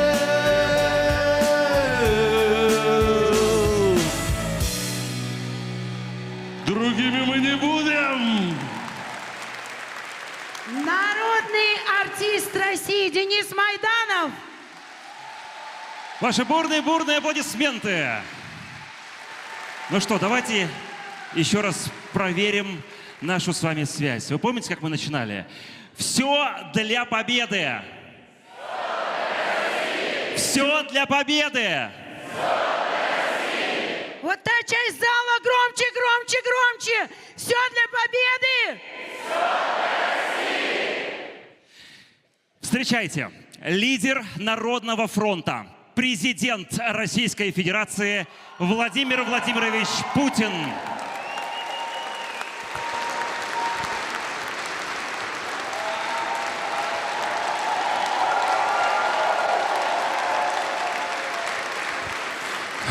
Спасибо большое вам за такую теплую встречу. А я со своей стороны хочу сказать, что 15 лет назад... Садитесь, пожалуйста. Садитесь, пожалуйста. Что 15 лет назад было принято не ситуативное решение, что Народный фронт, а мы сегодня в эти дни отмечаем юбилей 15 лет, полностью себя оправдал. Полностью. Потому что, во-первых, удалось собрать сюда таких людей, как вы. Вам низкий поклон за все, что вы делаете. Все 15 лет. Вы всегда, не только вот в эти годы проведения специальной военной операции, что очень важно, я сейчас, безусловно, об этом тоже скажу, но все эти 15 лет вы всегда на острие решаемых страной проблем. И вам удается найти те точки, на которые нужно сосредоточить внимание для того, чтобы оказать помощь конкретным людям. А это значит, в конечном итоге, всей стране, всему российскому государству. Вот эта обратная связь с людьми чрезвычайно важна для любого уровня власти и для страны. Вот, насколько мне известно, сейчас у вас на контроле 552 поручения президента. И это не болтовня какая-то. Ведь откуда берутся эти поручения президента, главы государства? Они же берутся после прямой линии с гражданами. Это ясно, эти линии готовятся, ясно, что работают целые команды, но все равно, как бы там ни было, это живая связь с людьми. И вот эти поручения, они же возникают не с потолка, не с неба, они возникают от людей, от их проблем, от того, с чем они сталкиваются и что пытаются преодолеть в жизни. Вот эти поручения возникают отсюда. И вы, собственно говоря, над чем работаете? Вы работаете над тем, чтобы людям помочь напрямую. Потому что даже облекаемые их, так скажем, наказы, облекаемые в поручения главы государства, не так просто исполняются в рамках огромной административной машины. И здесь, вы знаете, это не беда России.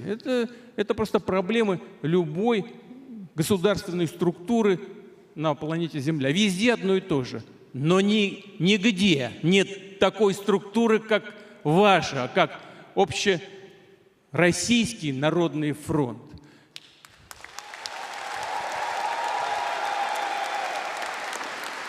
И вы работаете по всем важнейшим направлениям.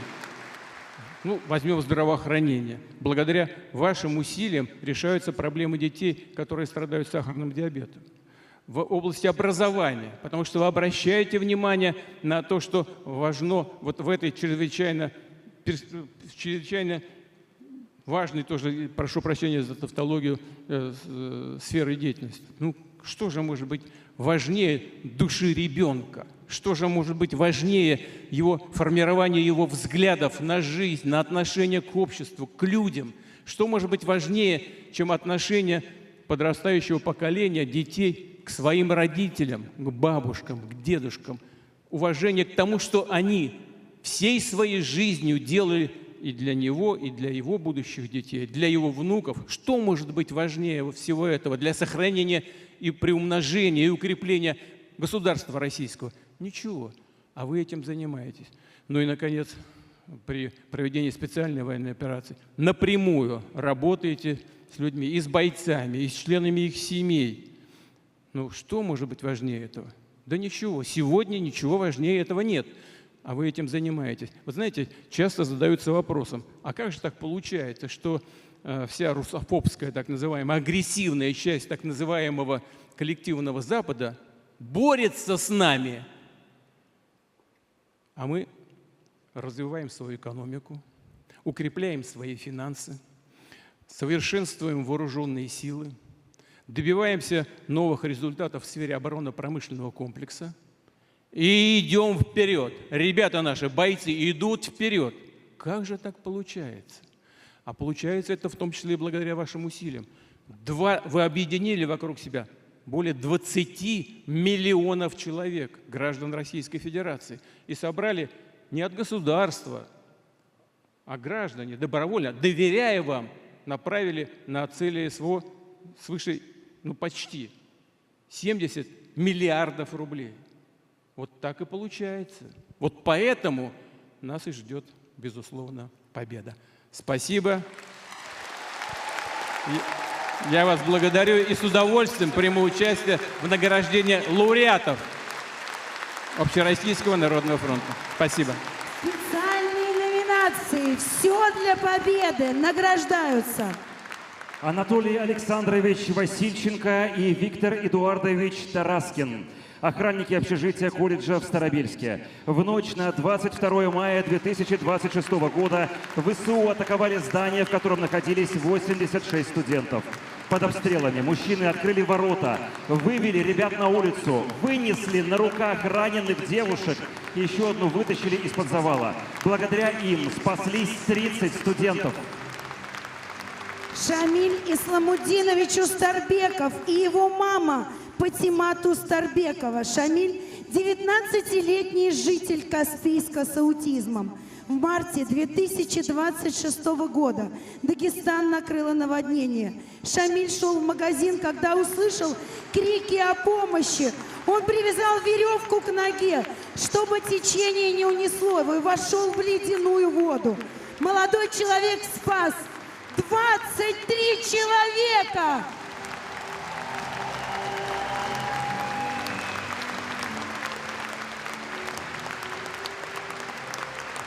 Семья Пожарскас, родители Юлия и Андрюс, дети Илья и Сережа. Андрюс, сапер, удостоенный 3 наград, вернулся на передовую даже после тяжелого ранения. Юлия создала волонтерскую группу и собрала 6 миллионов рублей на технику и снаряжение для бойцов, а также 2 тонны гуманитарного груза. сыновья передали на технику для папиного подразделения 7000 рублей.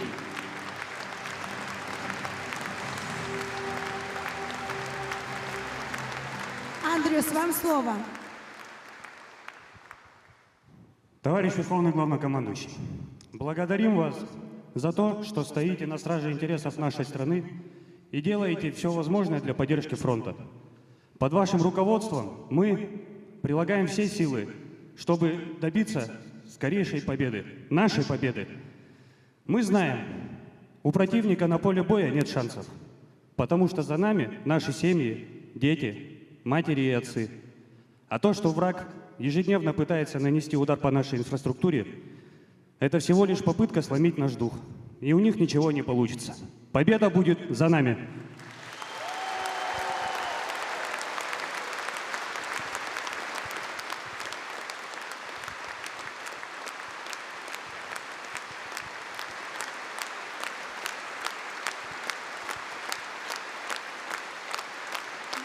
Дорогие друзья, поздравим еще раз наших лауреатов.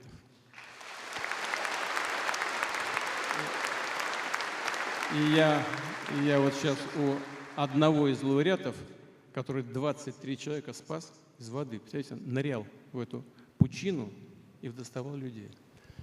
Я у него спрашиваю, страшно было? Вот сейчас на ушко спросил. Он, не обидишься? Он мне говорит, чуть-чуть.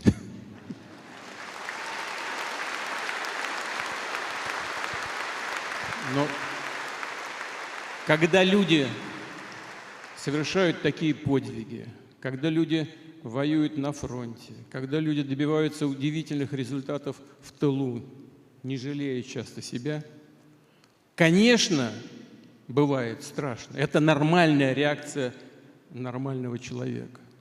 Но наша с вами сила в том, что мы всегда преодолеваем все трудности и все страхи. И это делает нас сильнее. И мы именно поэтому, безусловно, всегда идем и будем идти только вперед. Спасибо вам за вашу работу.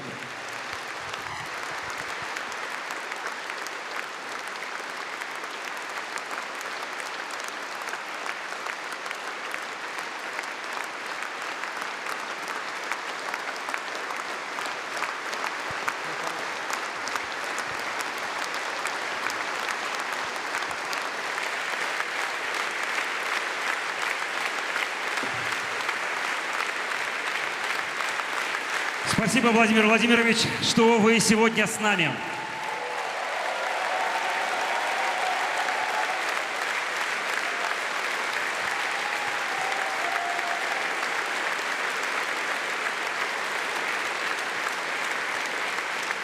Давайте поаплодируем нашим лауреатам, просто искупаем их аплодисментами. Такие скромные, а сколько человеческих жизней спасли. Спасибо вам огромное за ваш подвиг. Спасибо, спасибо вам большое, спасибо, спасибо огромное. Давайте еще раз поаплодируем и проводим вас за кулисы. Спасибо, спасибо. И под бурные аплодисменты нашего зала мы приглашаем вас вернуться на свои места в зрительный зал. Спасибо.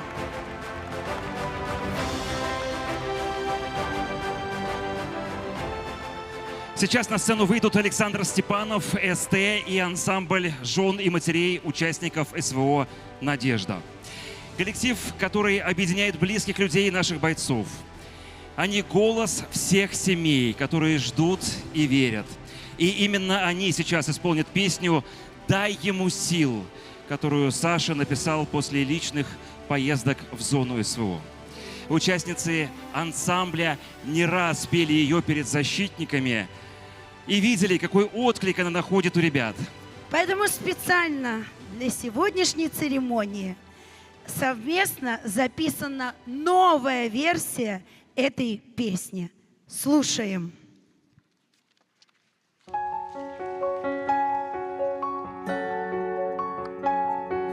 Вновь ночи без сна, так ходит весна, так на сердце тепло, вытесняется стужа. Вновь ночью луна с ним дежурит одна, отражаясь, как в зеркалах в этих пасмурных лужах. Вдаль смотрит пристально взгляд, и обратно летят перелетные гордые птицы. Он пример для ребят, тех, кто также не спят, охраняя границы.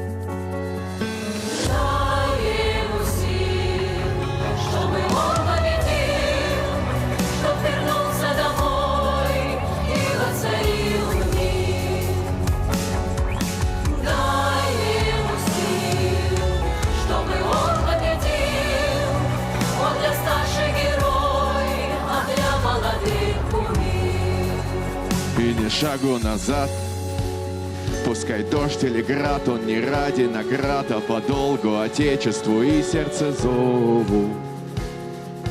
Он пример для ребят, в ночь уходит отряд, и он сдержит им каждому данное слово. Вдаль светит свет из окна, наша вера сильна, а в единстве и мужестве сила. С ним спокойна страна, всегда, что бы ни происходило.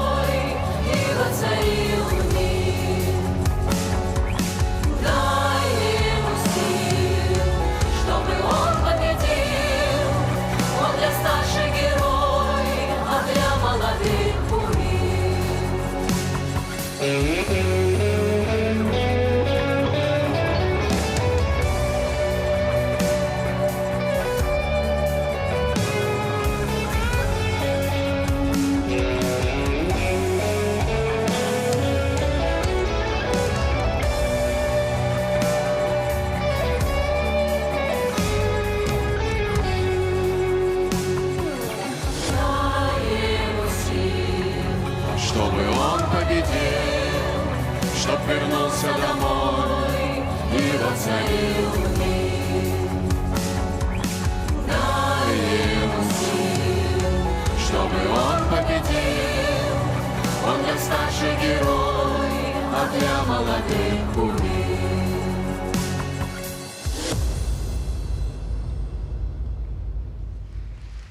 Спасибо вам большое. Ваши аплодисменты прекрасным девушкам. И дай вам сил в том деле, которое вы выбрали, в том деле, в котором вы помогаете другим. Низкий вам поклон. Спасибо. Александр Степанов, СТ, ансамбль жен и матерей участников СВО «Надежда».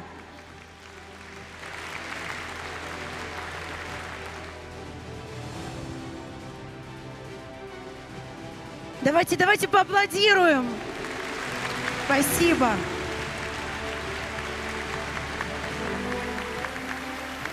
Большой бизнес – это большие возможности. И, конечно же, большая ответственность. Корпорации и предприниматели в нашей следующей номинации «Бизнес-фронту» разворачивают производство специальной техники, закупают для бойцов дорогостоящее оборудование и первыми приходят на помощь города, пострадавшие от разгула стихии. Переходим к церемонии награждения. Для вручения награды в номинации «Бизнес-фронту» на сцену приглашаются Сергей Анатольевич Кагогин, сопредседатель Народного фронта, генеральный директор ПАО «КамАЗ», Герой труда Российской Федерации. И Полина Игоревна Цветкова, телеведущая Первого канала, активная участница Народного фронта.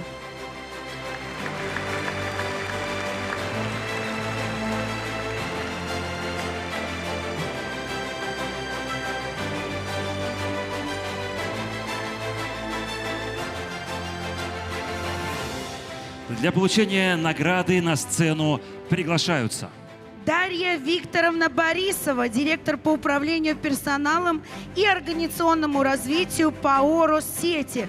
Группа «Россети» активно помогает фронту и тылу, обеспечивая энергоснабжение жителей и предприятия приграничных территорий. Передает корпоративные автомобили для нужд фронта ежегодно проводит сборы «Все для победы» среди сотрудников. Сергей Владимирович Мачехин, заместитель генерального директора по проектному инжинирингу, устойчивому развитию и международному сотрудничеству ПАО «Русгидро». Компания вносит значительный вклад в энергетическую безопасность и социальное благополучие страны.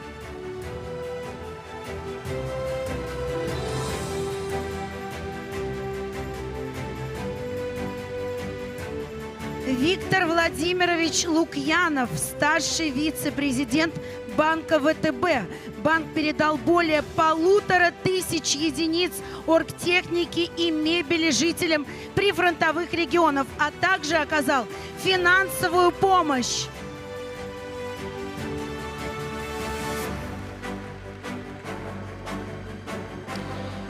Артем Игоревич Лебедев, вице-президент МКПАО «Т-Технологии».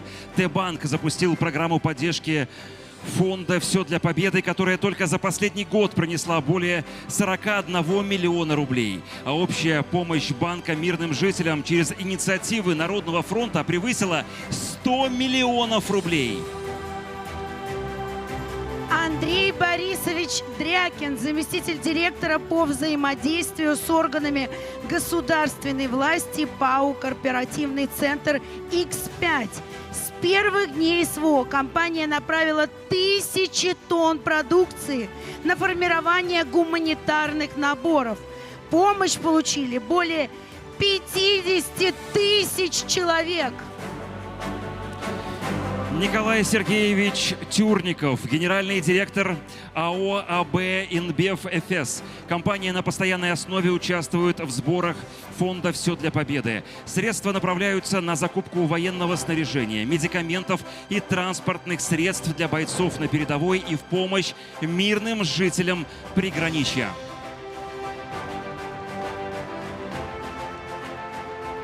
Михаил Павлович Моисеев, председатель благотворительного фонда «Сила Сибири» из Иркутска и руководитель угледобывающей компании, лично выезжал в зону СВО 12 раз.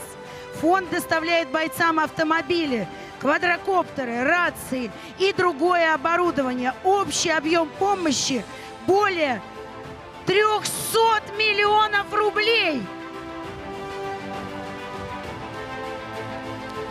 Марат Раисович Тякин, руководитель группы компаний «Таймыр» из Красноярского края. Лично доставляет грузы в ЛНР и ДНР. Передал бойцам спецтехнику, квадрокоптеры, снаряжение и медикаменты на сумму более 140 миллионов рублей. Еще 18 миллионов перечислил на целевые закупки. Поддерживает детские дома, храмы, детский спорт и является генеральным спонсором Луганского футбольного клуба «Заря». Максим Алексеевич Днепровский, генеральный директор компании «Ривьера Люкс» из Мурманска. Компания занимается грузоперевозками в условиях Крайнего Севера. С начала СВО передал бойцам автомобили, средства защиты и гуманитарные грузы на сумму более 26 миллионов рублей.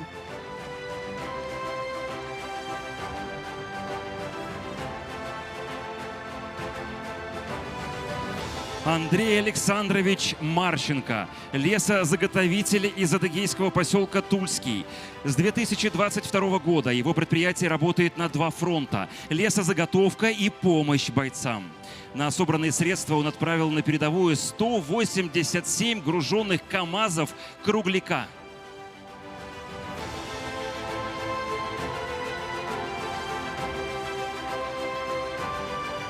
Для получения специальной номинации премии «Все для победы» на сцену приглашается Эдуард Петрович Советкин, заместитель генерального директора, летный директор ПАО «Аэрофлот». С начала СВО компания системно поддерживает Народный фронт, перевозит гуманитарные грузы, обеспечивает перелеты волонтеров акции «Огонь памяти», направила 100 миллионов рублей Фонд «Все для победы» передала мебель и оргтехнику для новых регионов. Уважаемые гости и лауреаты, теперь давайте сделаем общую фотографию. Пожалуйста, в центр сцены пройдите, пожалуйста.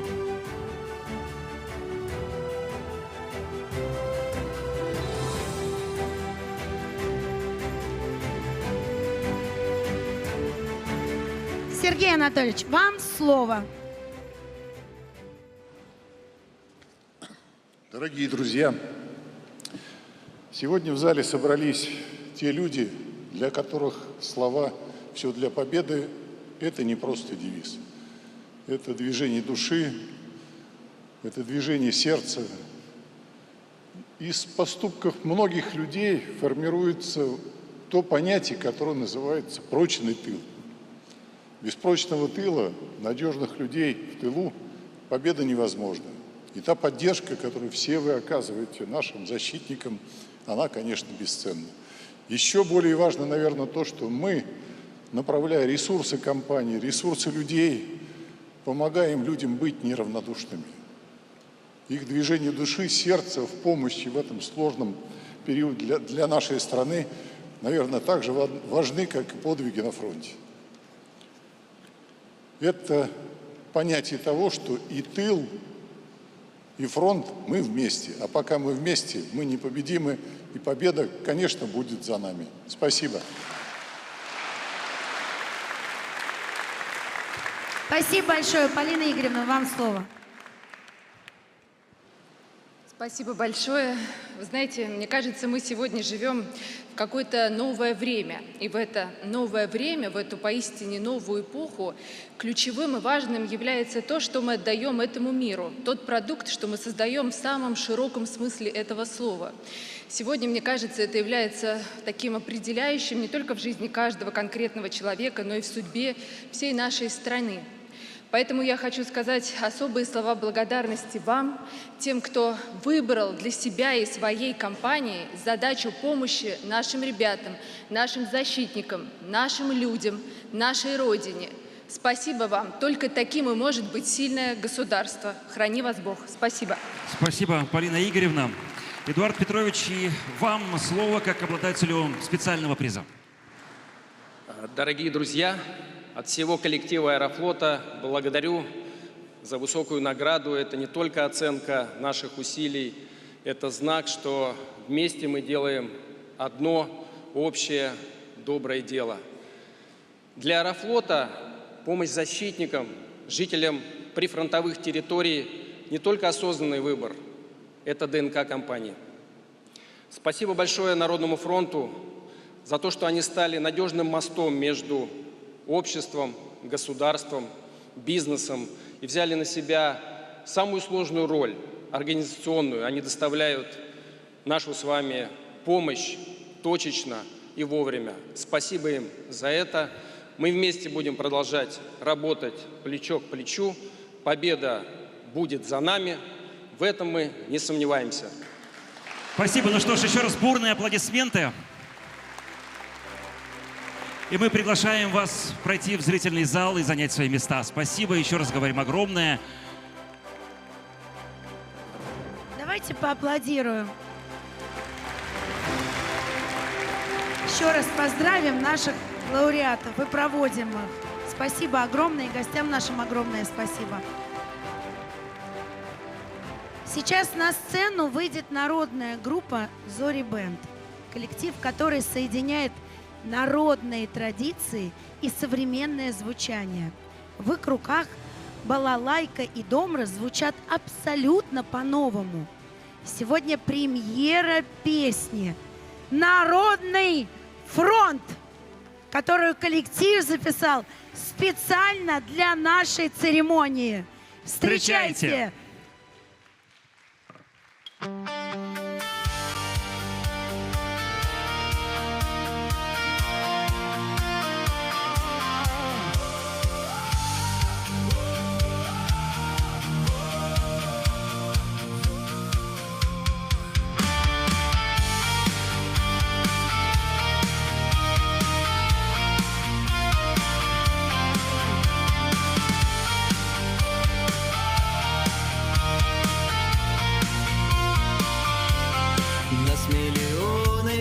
края до края, множество судеб, но цель лишь одна.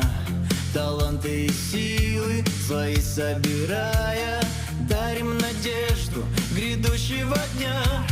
Все для победы, все для России, в народной заботе великая сила. Вперед мы идем, единством сильны, сплоченный союз на благо страны.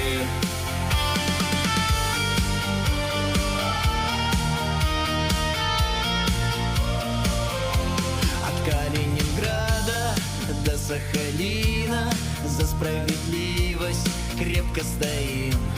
Связаны мы делом единым и точно знаем, врага победим.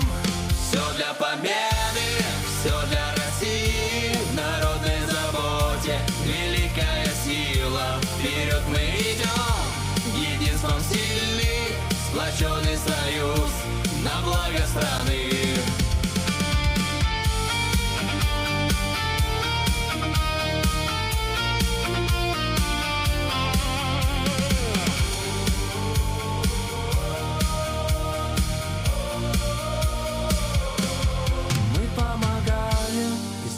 Мечту, помощь окажем всегда в трудный час. Народному фронту все по плечу, ведь лучшие люди, они среди нас. Все для победы, все для России, в народной заботе великая сила. Вперед мы идем, единством сильны, сплоченный союз на благо страны. Все для победы, все для России, в народной заботе великая сила. Вперед мы идем, единством сильны, сплоченный союз на благо страны.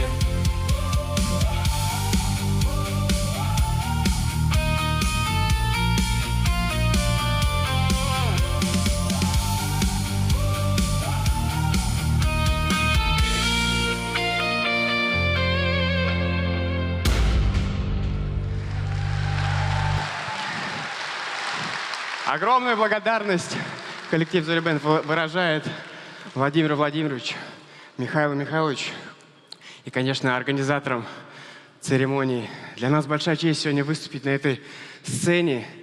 И, конечно же, спасибо нашим ребятам, которые борются за правду. Вместе мы сила! Ура! Зоря Бэнд! Спасибо! Провожаем под аплодисменты. Следующая номинация «Все для России». Победа – это не только линия фронта. Важно и то, какой страна выйдет из этого испытания. Крепкие семьи, здоровые дети, решенные проблемы тех, кто воевал и кто ждал. Все это тоже часть большой победы. Сегодня мы говорим спасибо тем, кто создает задел на будущее, экспертам, ученым, изобретателям. Для вручения награды на сцену приглашаются Андрей Вячеславович Гречко, академик РАН, директор Федерального научно-клинического центра реаниматологии и реабилитологии Миноборнауки России, и Юлия Барановская, телеведущая Первого канала, член Центрального штаба Народного фронта и моя сегодня соведущая.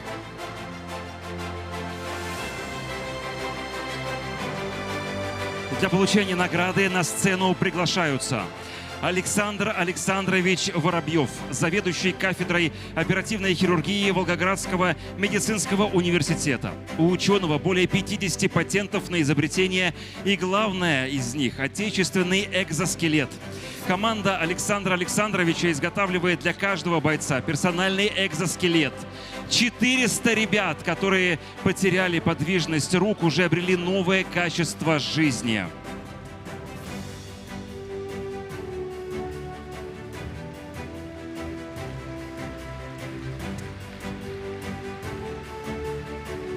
Егор Валерьевич Сечинский, основатель отечественного симулятора БПЛА «Квадросим». На его базе подготовлено более 250 тысяч операторов-беспилотников. Команда создала первый в мире симуляционный комплекс анти-БПЛА для защиты объектов от беспилотных угроз.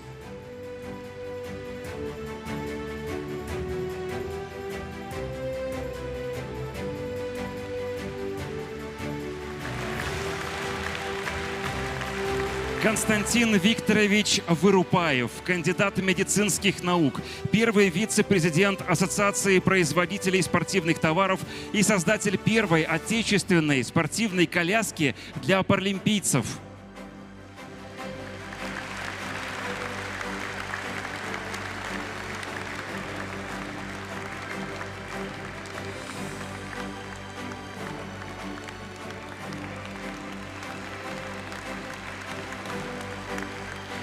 Яков Вячеславович Сергеенко и Азим Эркинович Хафизов, руководители консалтинговой компании «Яков и партнеры». Когда западные компании ушли с российского рынка, они взяли на себя их задачи. Разрабатывают стратегии внедрения искусственного интеллекта в крупнейших российских компаниях, определяют точки роста для целых секторов экономики. Отдельное направление – это развитие новых регионов.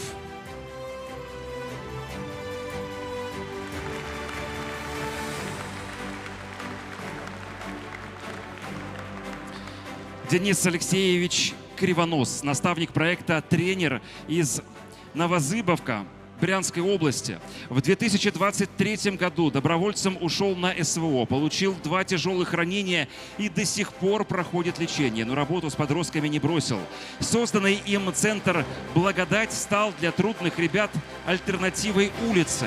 Помощь получили более 250 подростков, 15 были сняты с профилактического учета.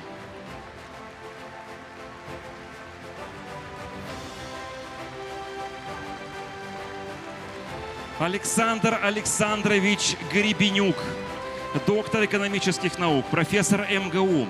Он изучает то, что сложно измерить – социальный фундамент развития государства. Вместе с Народным фронтом Александр Александрович проводит масштабные социологические исследования, которые показывают, что беспокоит людей, чего они ждут, во что верят. Эти данные ложатся на стол руководства страны и становятся основой для реальных изменений в обществе.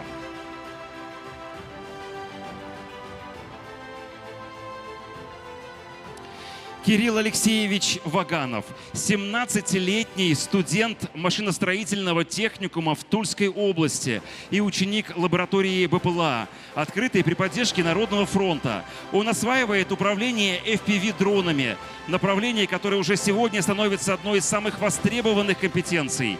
Кирилл выбрал эту профессию осознанно и уверен, в сфере беспилотных технологий у него большое будущее.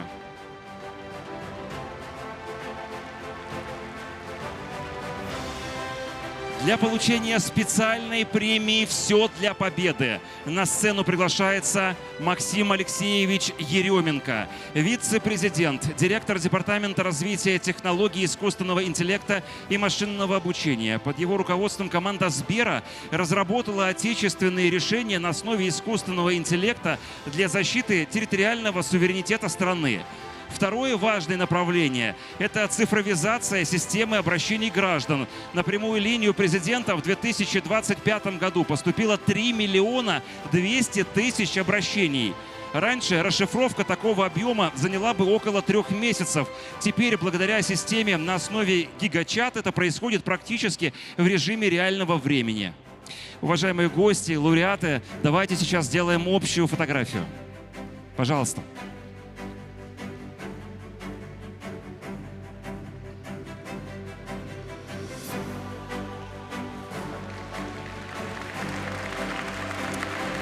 Андрей Вячеславович, вам слово.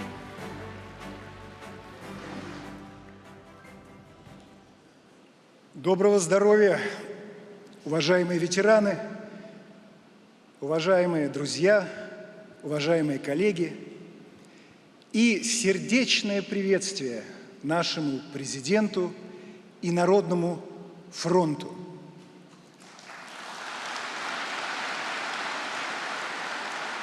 Взгляните на сегодняшние номинации. Благодаря этому уникальному проекту и крупные корпорации, и индивидуальные предприниматели, профессиональные научные, опытно-конструкторские коллективы все поддерживают наш проект «Все для победы». А мы с вами точно знаем, что мы непобедимы, а Россия – великая наша держава. Спасибо. Спасибо, Андрей Вячеславович. Юлия, пожалуйста. Всем еще раз здравствуйте. Конечно, очень сложно говорить после нашего лидера, вот, на самом деле. Но я когда слышу «Народный фронт», у меня все время ком в горле. Мне даже очень тяжело все время на сцене стоять и вести. Потому что то единение, на которое способны люди в нашей стране, на мой взгляд, а я много где была, не способны больше нигде. То, как мы умеем объединяться, то, как мы умеем вставать плечо к плечу, рука к руке, умеют в нашей стране. И мы это делаем. И Народный фронт нас всех объединяет. На сцене от млада до стара. И каждый в своем возрасте, на своем месте помогает фронту, приближая нашу общую победу. Вам огромное спасибо за то, что вы делаете. Мальчишки, 17 лет. Мог бы бегать, играть, с девчонками по кафе ходить, а он стране помогает. Ну как этим не восхититься? Огромное вам всем спасибо за то, что вы делаете. И низкий поклон, и всем вам тоже. Спасибо. Спасибо. Максим Алексеевич, вам слово как обладателю специальной премии. Ну, во-первых, хочу сказать спасибо за такую высокую награду. Для нас это большая честь. Хочу сказать спасибо команде Народного фронта, которая, сегодня президент вспоминал количество обращений граждан, которые поступают на прямую линию президента. Вот команда фактически укрепляет технологический суверенитет страны за счет использования и развития отечественных решений на основе технологий искусственного интеллекта. Это тоже важная часть для нашего общества, для процветания нашей Родины. Спасибо. Спасибо. Спасибо огромное. Ну что ж, под эти аплодисменты, уважаемые гости, дорогие лауреаты, я приглашаю вас вернуться в зрительный зал. Спасибо.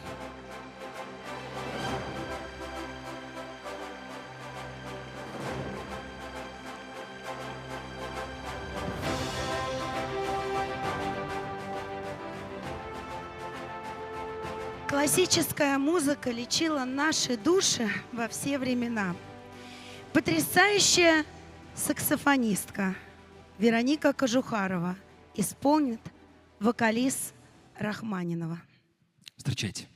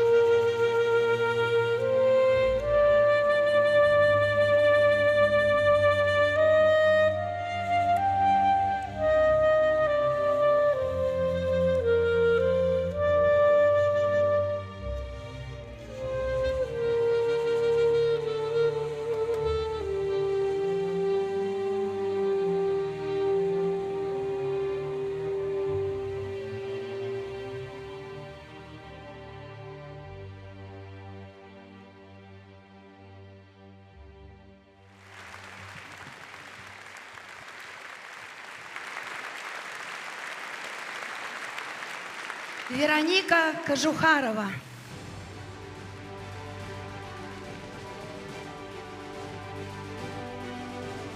От школьника до почетного пенсионера.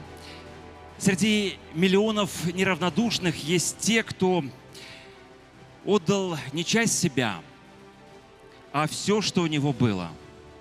Время, силы, последние сбережения. Просто потому, что иначе не мог.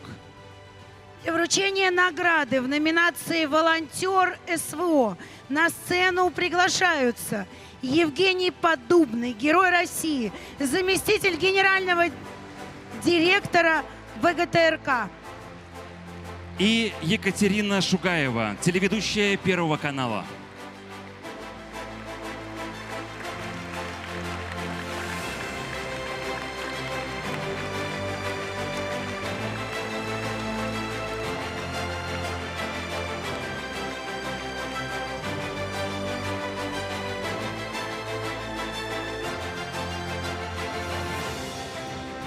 Для получения награды на сцену приглашаются Наталья Евгеньевна Золотовская, генеральный директор компании «Сервис Спорт».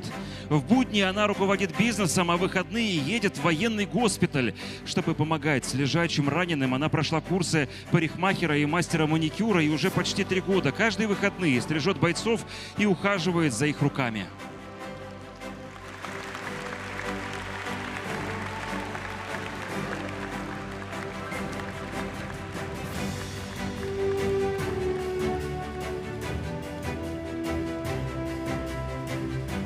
Залим Сергеевич Амшоков, водитель и волонтер из Нальчика. Сначала СВО собирает гуманитарную помощь и доставляет ее на передовую. На его счету более 20 одиночных выездов. В 2024 году он получил ранение, но продолжил ездить к бойцам. Вместе с продуктами и снаряжением везет на передовую артистов, потому что знает, бойцам нужна не только амуниция, но и положительные эмоции.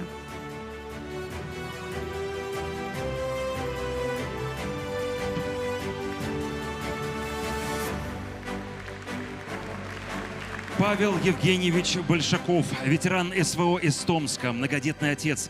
Вернувшись домой, прошел программу «Свой бизнес» и открыл автомастерскую, которая работает по уникальному принципу. 15% от каждого заказа идут на нужды фронта, а также восстановил и отправил на передовую около 40 единиц техники.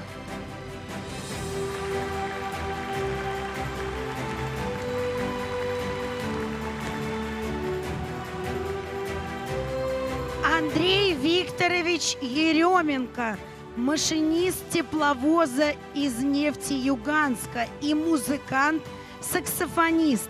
В 2022 году ушел на СВО добровольцем. Год прослужил в штурмовом подразделении. Удостоен медали Жукова и за боевое отличие. После демобилизации организовал сбор средств на снаряжение для бойцов. Помогает семьям военнослужащих.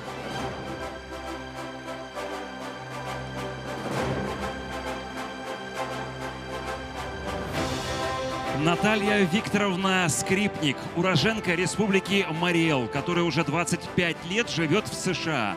Каждые полгода она садится в самолет и летит домой с багажом, набитым гемостатическими пакетами, которые останавливают кровотечение за минуту. В мае этого года на шествии в Нью-Йорке организаторы запретили российскую символику. Наталья вышла с флагом России.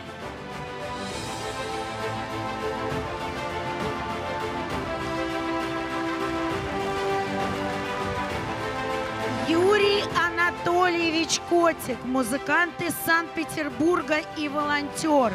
С 2024 года регулярно выезжает в новые регионы.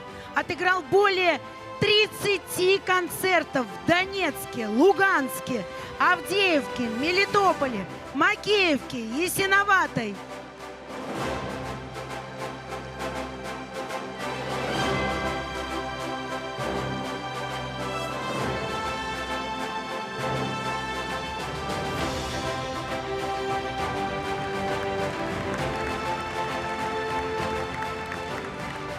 Андрей Александрович Азанов в 19 лет ушел добровольцем на СВО вслед за отцом и дядей. Весть о гибели отца Андрей получил в госпитале, куда сам попал с осколочным ранением. После выздоровления пришел в Народный фронт и занялся гуманитарными миссиями, выезжал в новые регионы и участвовал в ликвидации последствий атаки на нефтеперерабатывающий завод в Туапсе.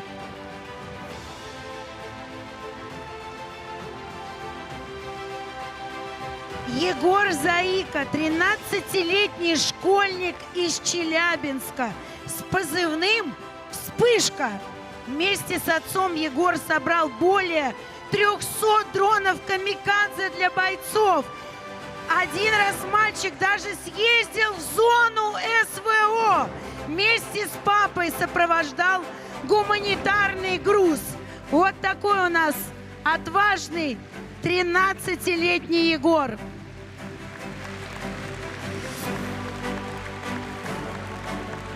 Для получения специальной премии «Все для победы» на сцену приглашается Тамара Петровна Темлякова, учитель биологии из Москвы.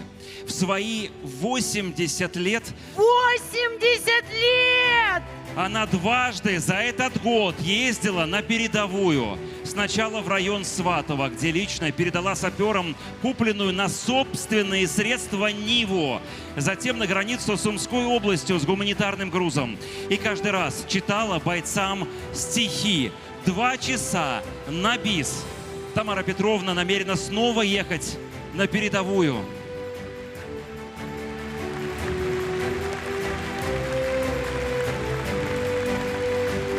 Уважаемые гости, дорогие лауреаты, давайте сделаем общую фотографию на память о сегодняшнем дне. Пожалуйста. Посмотрите, весь зал встает. Весь зал встает. Спасибо вам огромное за то, что вы делаете.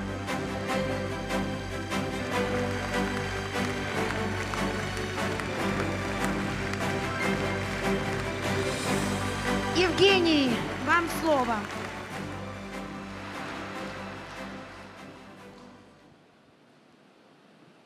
Дорогие друзья, соратники, а мы тут все соратники и единомышленники. Во-первых, большое вам спасибо. Знаете, я всю церемонию думаю об одной очень важной вещи. Каждый из вас вдохновляет десятки тысяч людей. История каждого лауреата, каждого человека, который поднимался сегодня на сцену, способна вдохновить сотни тысяч людей. Потому что это история преодоления, это история победы, это история того, как не быть безразличным, как сопереживать, помогать. Это история про то, как быть добрыми, как любить свою страну, как любить своих близких, родных, друзей, своих соотечественников. Армия, наши части ведут тяжелейшие боевые действия. И, конечно, без Народного фронта, без вас, идти к победе было бы невозможно. Каждый из тех людей, которые находятся в зале, которые участвуют в помощи армии, приближают наше Отечество к победе. Каждый вносит свой неоценимый вклад. Мы обязательно победим. Победа будет за нами. Спасибо. Спасибо. Екатерина, вам слово, пожалуйста, тоже.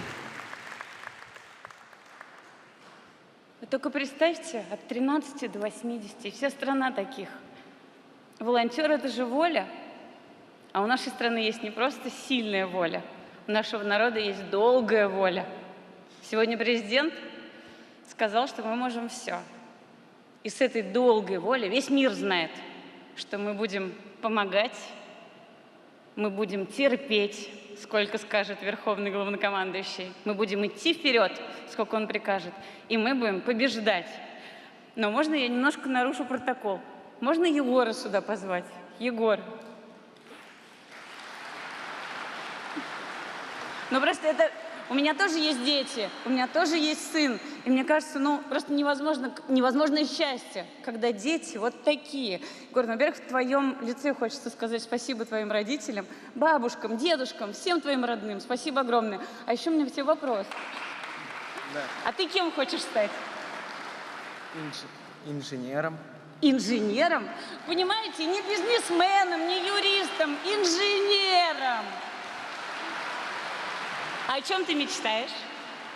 О чем ты мечтаешь? О Ниве. О Ниве.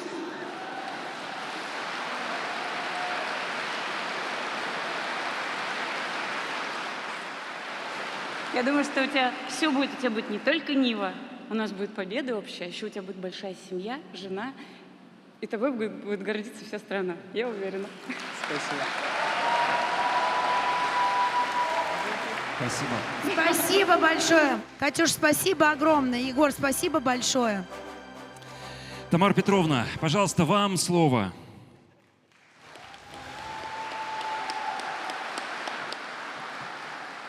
Дорогие товарищи, благодарю Господа, что могу помогать и даже радовать наших героев, которые защищают нас там, на передовой. И победа всегда наша. Спасибо огромное. Эти аплодисменты звучат для вас. Тамара Петровна, ну когда уж поедете, вы там поаккуратнее, пожалуйста, хорошо? Мы теперь вот все за вас будем переживать. Я говорю, вы там поаккуратнее, когда поедете еще раз, хорошо? Договорились? Хорошо. Вы знаете, вот таких людей, как на передовой, ну, очень трудно встретить в нашей будничной жизни. Там настолько замечательные люди, они нас так ждут, они нас так радуются, в первый раз видят и, ну, встречают как самых больших родных. В общем, счастье, что мы живем в нашей стране и можем для нее что-то делать. Спасибо вам, дорогие. Спасибо еще раз огромное. Давайте искупаем аплодисментами наших победителей, наших лауреатов. Спасибо огромное нашим гостям за то, что помогли вручить награды. И провожаем вас в зрительный зал под эти громкие нескончаемые аплодисменты. Спасибо. И просим вас, да, вернуться в зрительный зал. Спасибо.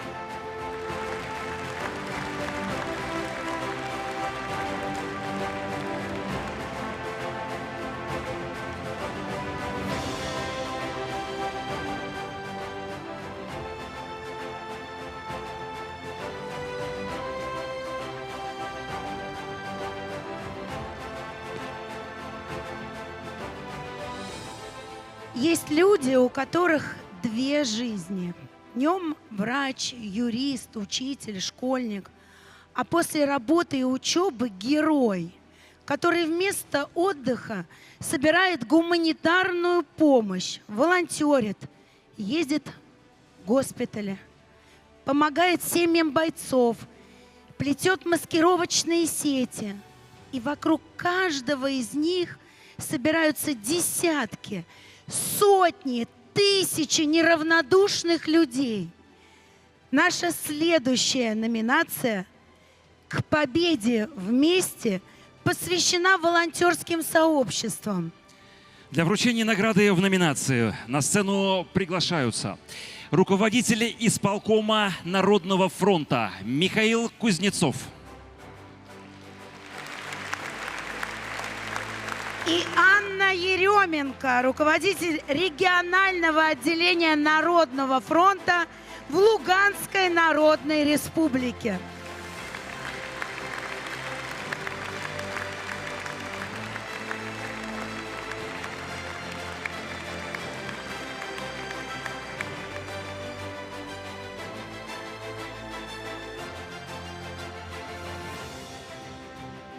Для получения награды на сцену приглашаются Дмитрий Валерьевич Смирнов, IT-специалист из Таганрога, руководитель сообщества «Умельцы фронту».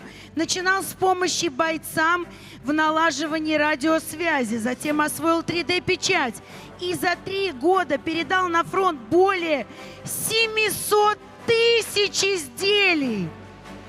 По просьбам бойцов разработал уникальные образы и преподает основы 3D-печати военнослужащим в Южном федеральном университете. Дмитрий Анатольевич Обалдуев, руководитель общественного движения «Русский доброволец» из Нижнего Новгорода. За 3 года организация передала бойцам более 250 миллионов рублей помощи, 100 единиц техники. Движение поддерживает ветеранов, проводит уроки мужества и обучает молодежь тактической медицине. Елена Николаевна Лимонова, руководитель сообщества «Шьем победу, Питер».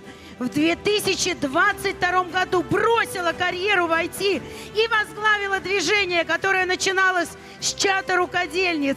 Сегодня в нем более 1000 человек и целых 2 цеха. На передовую и в госпитале отправлено около 100 тысяч изделий. Эльдар Валерьевич Качкаров, заместитель директора медицинского института Северо-Кавказской государственной академии из Черкесска. С первых дней СВО академия помогает фронту, шьет термобелье, собирает гуманитарку. 350 лучших студентов-медиков вуза прошли стажировку в военном госпитале Ростова-на-Дону, ассистировали на операциях и ухаживали за тяжело ранеными. Алена Анатольевна Спирина, руководитель народного полка «Трубецкое за своих» из небольшой омской деревни. На протяжении 3 лет 15 местных пенсионерок собираются в мастерской и плетут, шьют, вяжут для фронта. Мастерицы отправили на передовую более 20 тысяч изделий. Евгений Николаевич Старцев, протоиерей, настоятель Харлампиевского храма Иркутска, помогает военнослужащим с 2000 года. На его счету 5 командировок на Кавказ, 3 в Сирию, 18 в Донбасс. С начала СВО он отправил на передовую 8 фур гуманитарной помощи.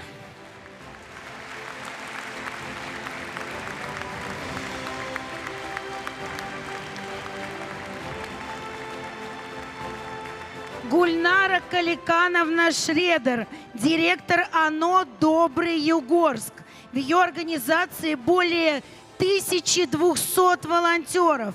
Они готовят еду, плетут маскировочные сети, шьют одежду и аптечки, изготавливают плащ-палатки и кровоостанавливающие турникеты. Волонтеры собрали в помощь бойцам почти 6 миллионов рублей. Алексей Александрович Смирнов, волонтер сообщества «Вместе за Родину». С начала СВО организация отправила 67 конвоев с автомобилями, дронами, стройматериалами для блиндажей. Общий объем помощи более 400 миллионов рублей. Также благодаря сообществу отремонтированы 2 детских дома в Горловке и Мариуполе.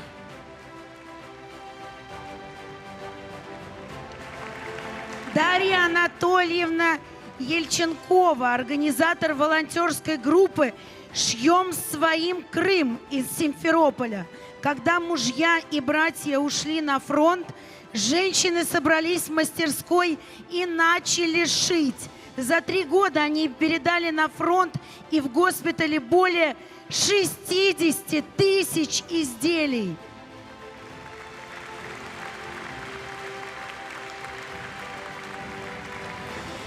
Георгий Евгеньевич Дмитриевский, московский стоматолог. В отпуск он едет не на море, а вместе с коллегами в зону СВО. На их счету 5 выездов на передовую, более 1000 получивших медицинскую помощь бойцов. В 30 километрах от фронта они разворачивают полевой кабинет, лечат зубы, устанавливают протезы из компонентной смолы, которые печатаются на 3D-принтере.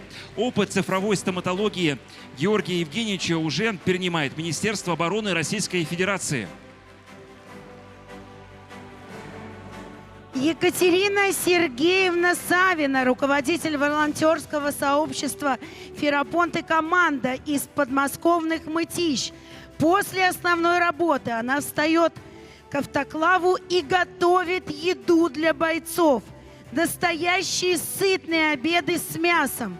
За последний год Екатерина и ее команда передали военнослужащим более 20 000 порций в 30 подразделений.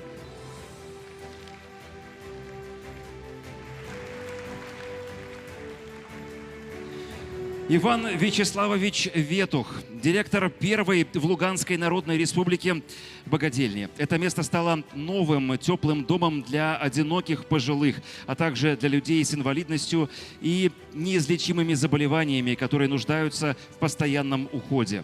Постояльцы говорят, что в богадельне им светло, тепло и просторно.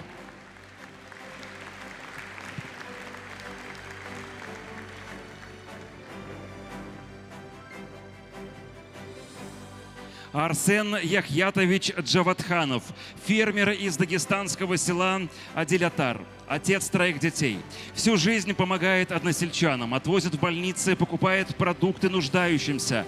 В марте 2026 года, когда прорвало дамбу и пришла вода, Арсен на лодке и вплавь эвакуировал стариков, женщин и детей. Спас более 300 человек. Сейчас координирует расчистку улиц, развозит гуманитарную помощь и помогает восстанавливать дома.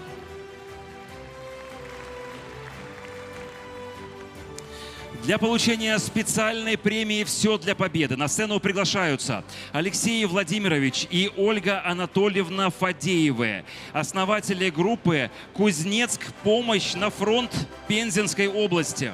В марте 2022 года их 20-летний сын погиб, закрыв с собой раненого брата. После этого они создали волонтерскую группу из 5000 человек и лично отвозят грузы на передовую. От автомобилей и передвижных бань до домашнего меда и сухих супов. Весь зал встает.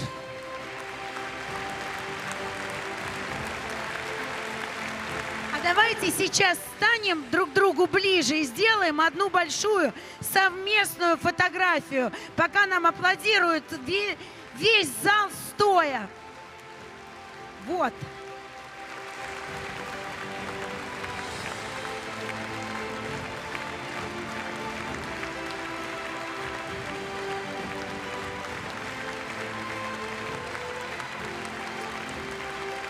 Михаил Михайлович, пожалуйста, вам слово.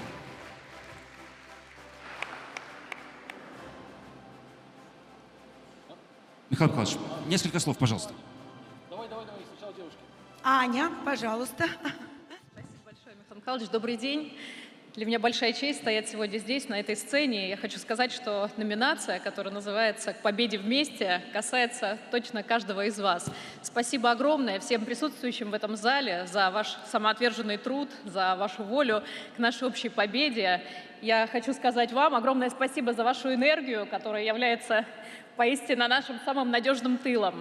Спасибо за то, что вы являетесь примером для подражания, примером для нашей молодежи. А для меня большая гордость быть частью этой великой команды, команды Народного фронта. Только вместе, только к победе.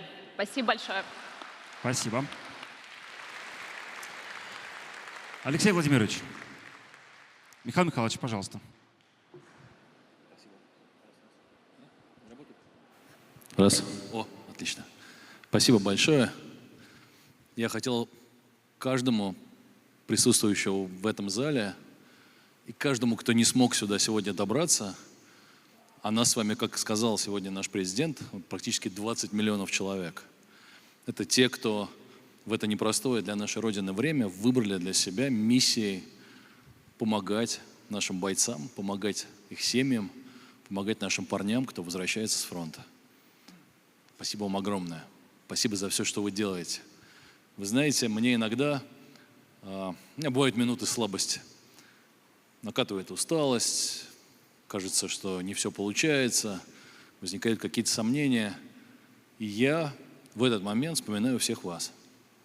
Я вспоминаю пенсионеров, которые каждый месяц достают из своей пенсии 50 рублей и отправляют их ребятам на передовую, не покупая молоко или хлеб, или медикаменты, экономя на лекарствах. Я вспоминаю наших инженеров, которые 24/7 в своих гаражах, забыв обо всем, забыв о прибылях, изготавливают изделия, которые ждут наши парни. Я вспоминаю врачей, которые, только получив свой отпуск, рвутся на фронт, оперируют, рискуют своей жизнью, спасают раненых. Всех вас. И мне становится стыдно за свою слабость, за свои сомнения. И я продолжаю работать. Стараюсь быть похожими на вас. Стараюсь соответствовать тому высокому уровню, который этот потрясающий зал и эти потрясающие 20 миллионов человек в это удивительное, сложное время для нашей страны смогли задать. Спасибо вам большое. Я вас всех поздравляю. Огромное спасибо каждому. И победа будет за нами. Ура! Спасибо, Михаил Михайлович. И мы не можем не предоставить слово Алексею Владимировичу, как обладателю специальной номинации. Пожалуйста, тоже несколько слов.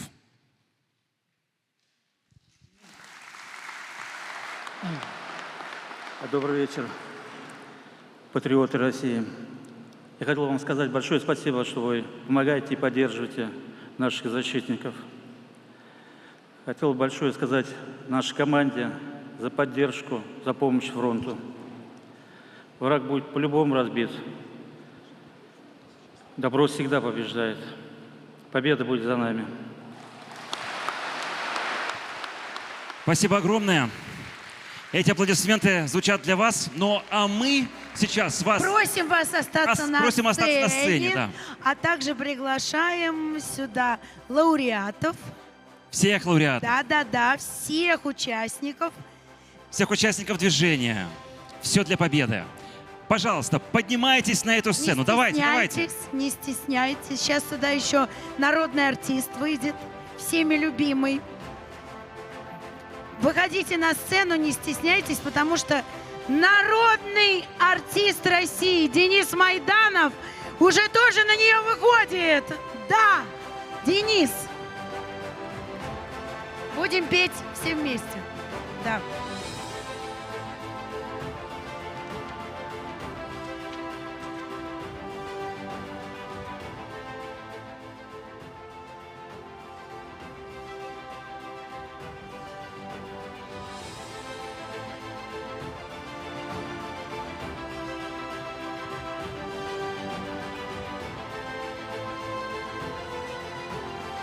И здесь тоже вот снизу тоже прекрасное место. Можно и сюда вот все здесь подходить.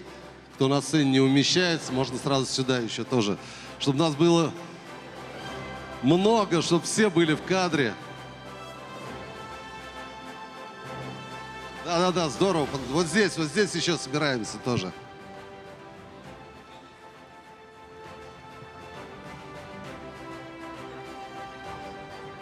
Отлично. Еще подходим сюда, вот тоже внизу, здесь собираемся, пожалуйста. Сюда, все. Еще. Подходите. Конечно, нужно.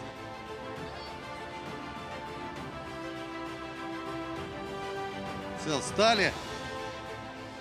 Еще вот сюда вниз, да, справа, слева. Много еще свободного места. Вставайте здесь.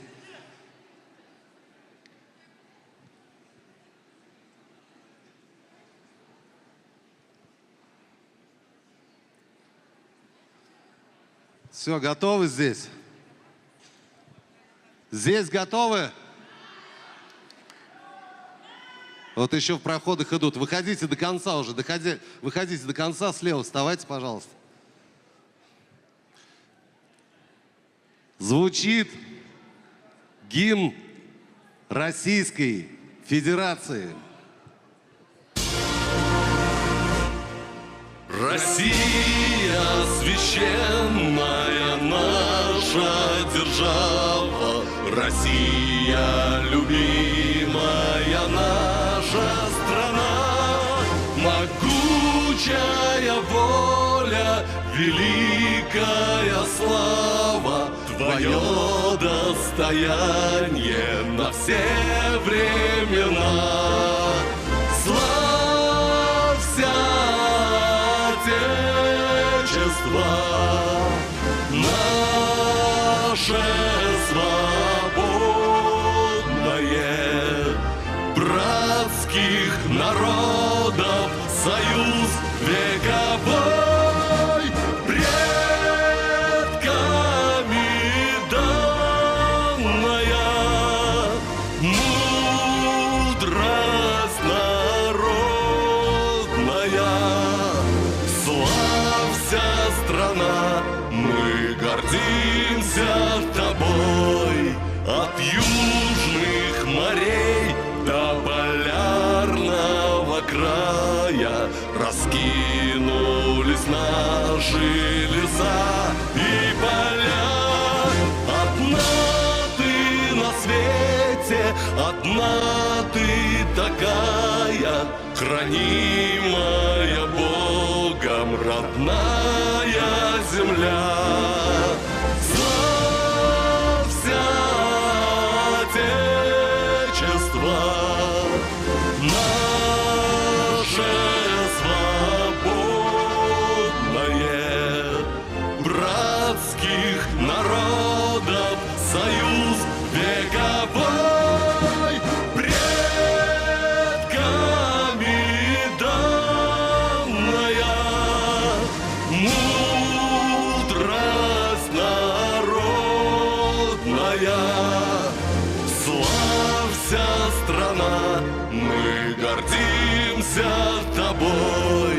Широкий простор для мечты и для жизни, грядущие нам открывают года. Нам силу дает наша верность отчизне. Так было, так есть и так будет всегда. Славься, Отечество наше свободное, братских народов союз вековой, предками данная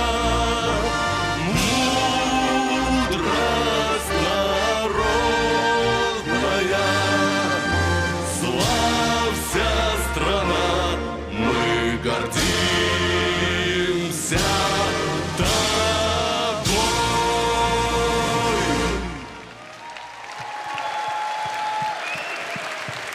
Народный артист России Денис Майданов и самый лучший хор в мире! Ты когда-нибудь с таким хором выступал?